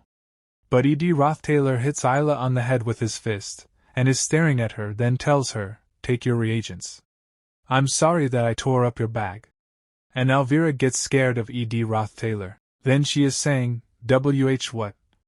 This and then that, just what? Alright. Let's go, Taylor. And all three of them start running away from this place. Then we see Janica, who is getting very angry. But Ed Rothtaylor slowly starts moving towards her, and Janica is saying to Ed Rothtaylor, don't push yourself too hard. Just stay to the side, I'll finish up the rest. You can explain the details to me first, I'll quickly finish this up and we can get you treated. Actually, the sudden skinship could be considered a symbol of rudeness, but, and Ed Rothtaylor moves his hand, and tells Janica that I am really fine. And Ed Rothtaylor puts his hand on Janica's shoulder and tells her, so you don't have to go overboard. And as soon as Ed Rothtaylor tells this to Janica, she becomes very surprised. And his cheeks start turning red. And she gets shy. Then she says to Ed Rothtaylor, Ed, your hand. Your hand is on my shoulder. And Ed Rothtaylor says to Janica, Yenikar, first, get rid of the spirits. The wind is too strong, so I'm having a hard time standing. And Janica says, yeah? Of course. It must be hard for you to stand up. I'm sorry. What did I do? I'm such an idiot. Then Janica calls back all her spirits, due to which everything becomes normal. And when all three of them see that Ed Rothtaylor has calmed down Janica, all three of them get very shocked. And Ed Rothtaylor is telling them to leave quickly. But we see that Ed Rothtaylor is very tired and he is also injured. And so he falls unconscious on the floor. After some time, Janica makes Ed Rothtaylor sit at a place, and says to him, why do you never say anything and get hurt? I told you to come talk to me if there was something going on. There was a reason for it this time. Next time, I'll tell you everything. They really went too far. There shouldn't ever be a reason to attack someone to this extent. I don't know exactly what happened, but next time we meet, I'm going to get really angry at them. Anyway, Ed, don't go around getting hurt, okay? You got it? Promise me. And Ed Rothtaylor says to Janica, all right. Thanks for worrying about me. And Ed Rothtaylor is trying to stand up and he is thinking, it was a little different from what I had planned, but in the end I had done my part as the first floor boss. Now, I could take a break and take care of the work at my camp. Then Janica says to Ed Rothtaylor, by the way, addition. When I was sitting in the rose garden, I saw a very big carriage. It went by so quickly that I couldn't see it well, but there was a golden crown on it. And Ed Rothtaylor tells, golden crown is the symbol of the Edel store. Lortel's adoptive father, and the enemy who killed her biological father. The fake boss who would leave the stage after being stabbed in the back by Lortel in the event that took place after the occupation of Ophelis Hall, the battle for the Sage's Seal. The Golden King felt the fact that he had arrived in Sylvania way before it was planned. That meant that something unexpected must have happened. It was completely outside my range of knowledge. Then we see that Lortel is looking at the horse carriage from the window, and she is saying, "You know, Elris? I got dumped." Elris, you know him too? The one who seems a bit evil and mean when you first look at him. And Elris says, "You mean young Master Ed? The person we met at that camp last time? What type of person do you like?" "I didn't know that." And Lortel says, "He's pretty good looking, but it's not like that. The smell I get from you, Elris. I thought that I had smelled it coming from him, too. But he ended up making a bunch of emotional comments, which wasn't right. Then he ended up throwing it all away without hesitation. People like us live by hearing those words." Elris was the head maid of Ophelis Hall, who has served as a veteran maid for over 20 years. At the young age of 15, when she didn't know anything, she began her career as an apprentice maid. She became a manager at Ophelis Hall, as she was recognized for her ability relative to her age. Therefore, this is where Lortel invests the most effort. She need to spend a large sum of money enough to destroy Elris's righteousness. But Lortel didn't waste that expense at all. She had seen numerous people that would break their own faith by being attracted to mere gold coins. Same type of person, only when facing them, she can relieve her sense of loneliness. On a straw mat that was laid out in the ghettos, or in the rush of merchants that were risking their lives for a single gold coin, she lived a life where she didn't stab someone in the back first, she would be stabbed to death. Then Lortel says to Elris, "As things are going, as long as we match the representative of the lower students, Willine, who is in the 4th floor management room, and half-heartedly give him ownership of the defensive magic that is spread out, then one way or another, Ophelis Hall will be destroyed." However, regardless of her unfortunate past and the circumstances that pushed her to the corner, Lortel was clearly a villain, and a black curtain. Then both of them are going ahead, and Lortel is saying to Elris, "The situation seems to be going as planned, so I'll just stay here in the storage room. I have to act like a good student, one that is simply afraid of the ongoing situation and doesn't know what's going on. That's why I hid up here in the storage room in the first place. A girl her age never loving someone else, or will have someone that's like family, who can open her heart, and will die in solitude." And Elris says to Lortel, "Ms. Lortel, thinking about it, let me tell you something. I'm not someone like you." This part starts, and we see 2nd floor boss the gloomy Clebius. They overpowered Clebius, who was running from the 2nd floor, and forced him to their party. The maid Kelly stopped the party, but without her older twin sister, she was no match for Taylor and his party. Though Taylor's party didn't question why the twin maid was there alone, it was unexpectedly smooth, and they reached their destination, Ophelis Hall's 4th floor. From the start, it was only the 1st floor that was too tough of a challenge. Then we see that Elvira is very scared. And there is a man behind him, from whom very dangerous energy is coming out, due to which all the students are running away in fear. And we see Willine, who is in a lot of pain, and he is saying, "I can't take it. Help me." 4th floor boss hostage to the defense magic Willine. Placing the crystal ball that triggers the magic circle control system in the control room dead center for everyone to see was Alice and Lortel's scheme. The self-defense magic formulas carved all over the Ophelis Hall building were originally installed to protect students from outside invaders, but this scene right here is like a child holding a loaded gun. And Taylor's team gets attacked, but Taylor saves them from his attack. And we see, due to his attack, a bit of pressure has been generated, due to which many students are also feeling it, and they all are saying, "What on earth is happening outside?" And the other student says, "At this rate, the building's gonna collapse. Where the hell are they maids?" The Ophilic Hall students, who were maintaining their composure until now, could see that things were going too far, and used their powers to escape the building in their own ways. The whole situation was slowly turning into a catastrophe. And Taylor is saying to Elvira, Elvira, isn't there any more of the night butterfly flower reagent left? And Elvira says, night butterfly flower distorts the magic of Castor, but that rune's already carved. It's useless against it. For a quick rebound, this is the answer.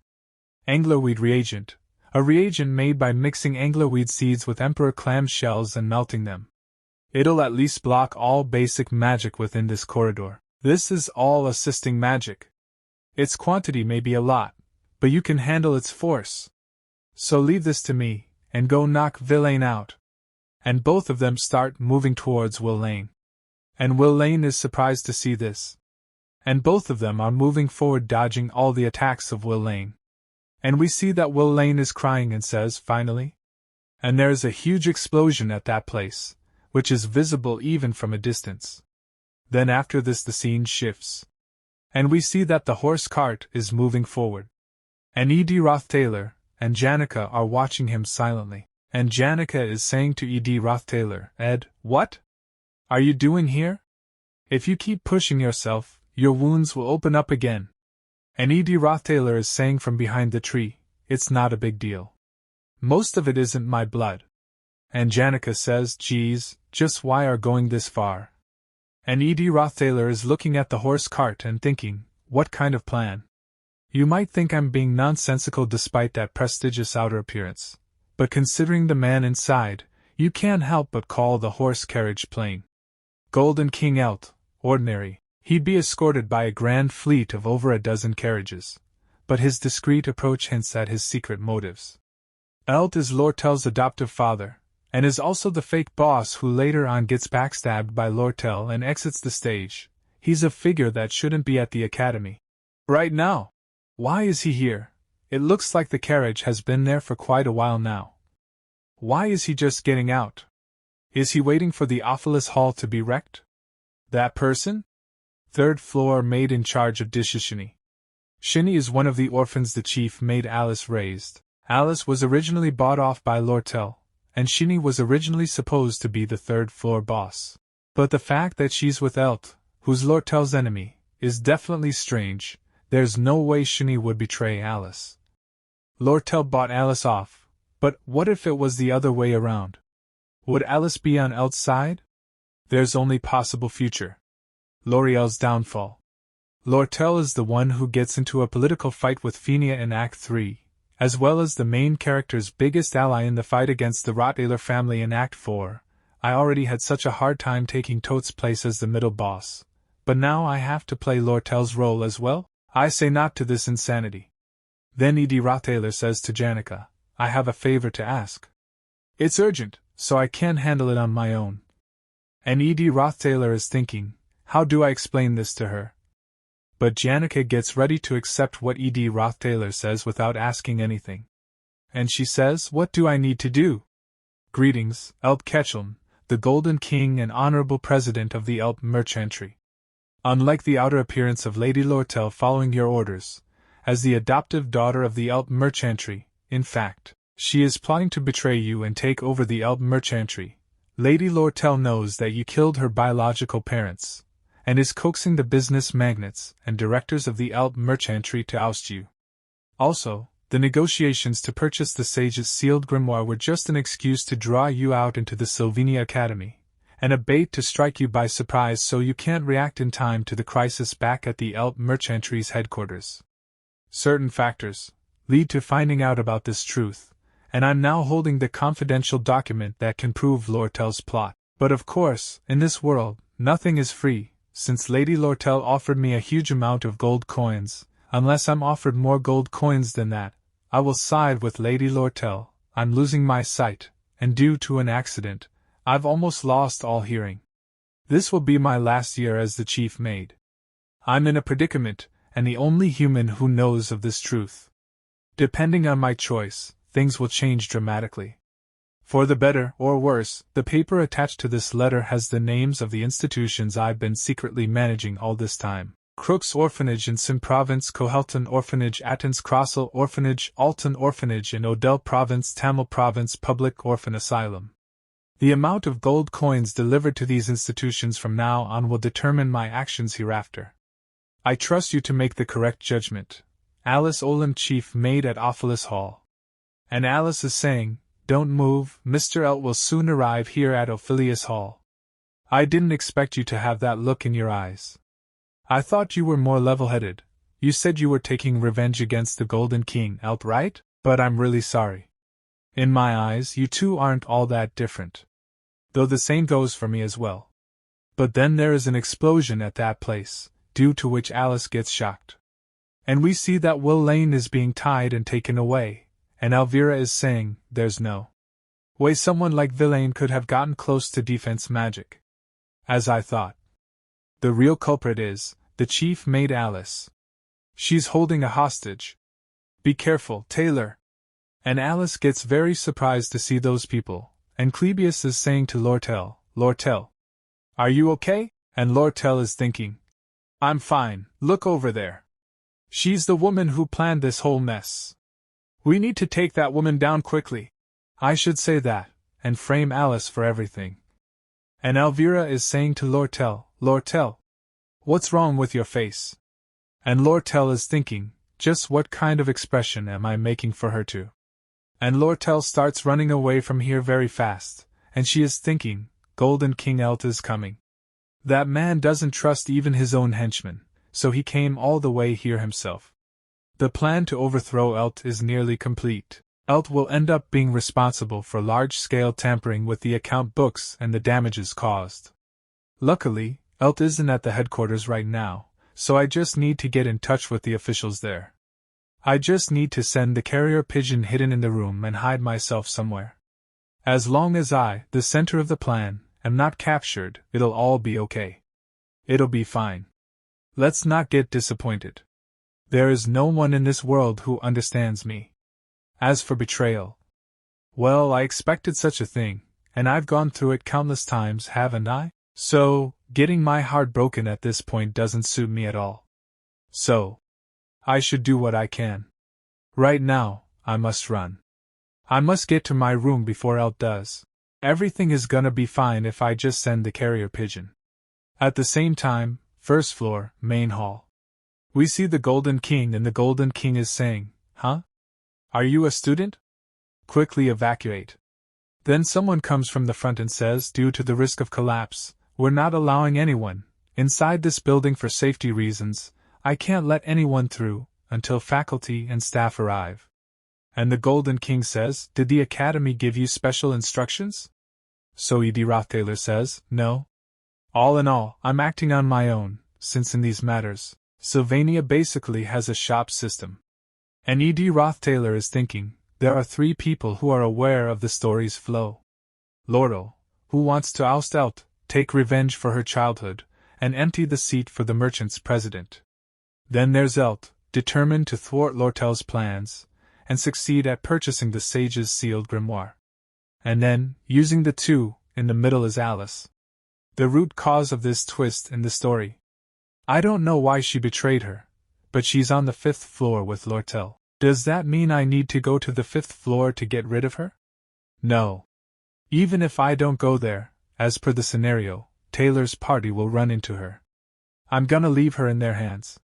I can trust them. Because I've already confirmed his abilities. Meaning I have to handle the matter here. Whatever else has been planned for the Ophelis Hall, as long as I just keep them out, events in the Ophelis Hall will continue as they should. Then E.D. Rothtailor says to the Golden King, I can't believe it.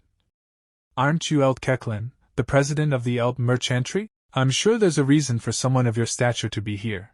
But how about talking with them at the Academy first, and making sure you're treated with the respect you deserve? And the Golden King says to E.D. Rothtailor, I see. So you're on L'Oreal's side, huh? And this story ends here.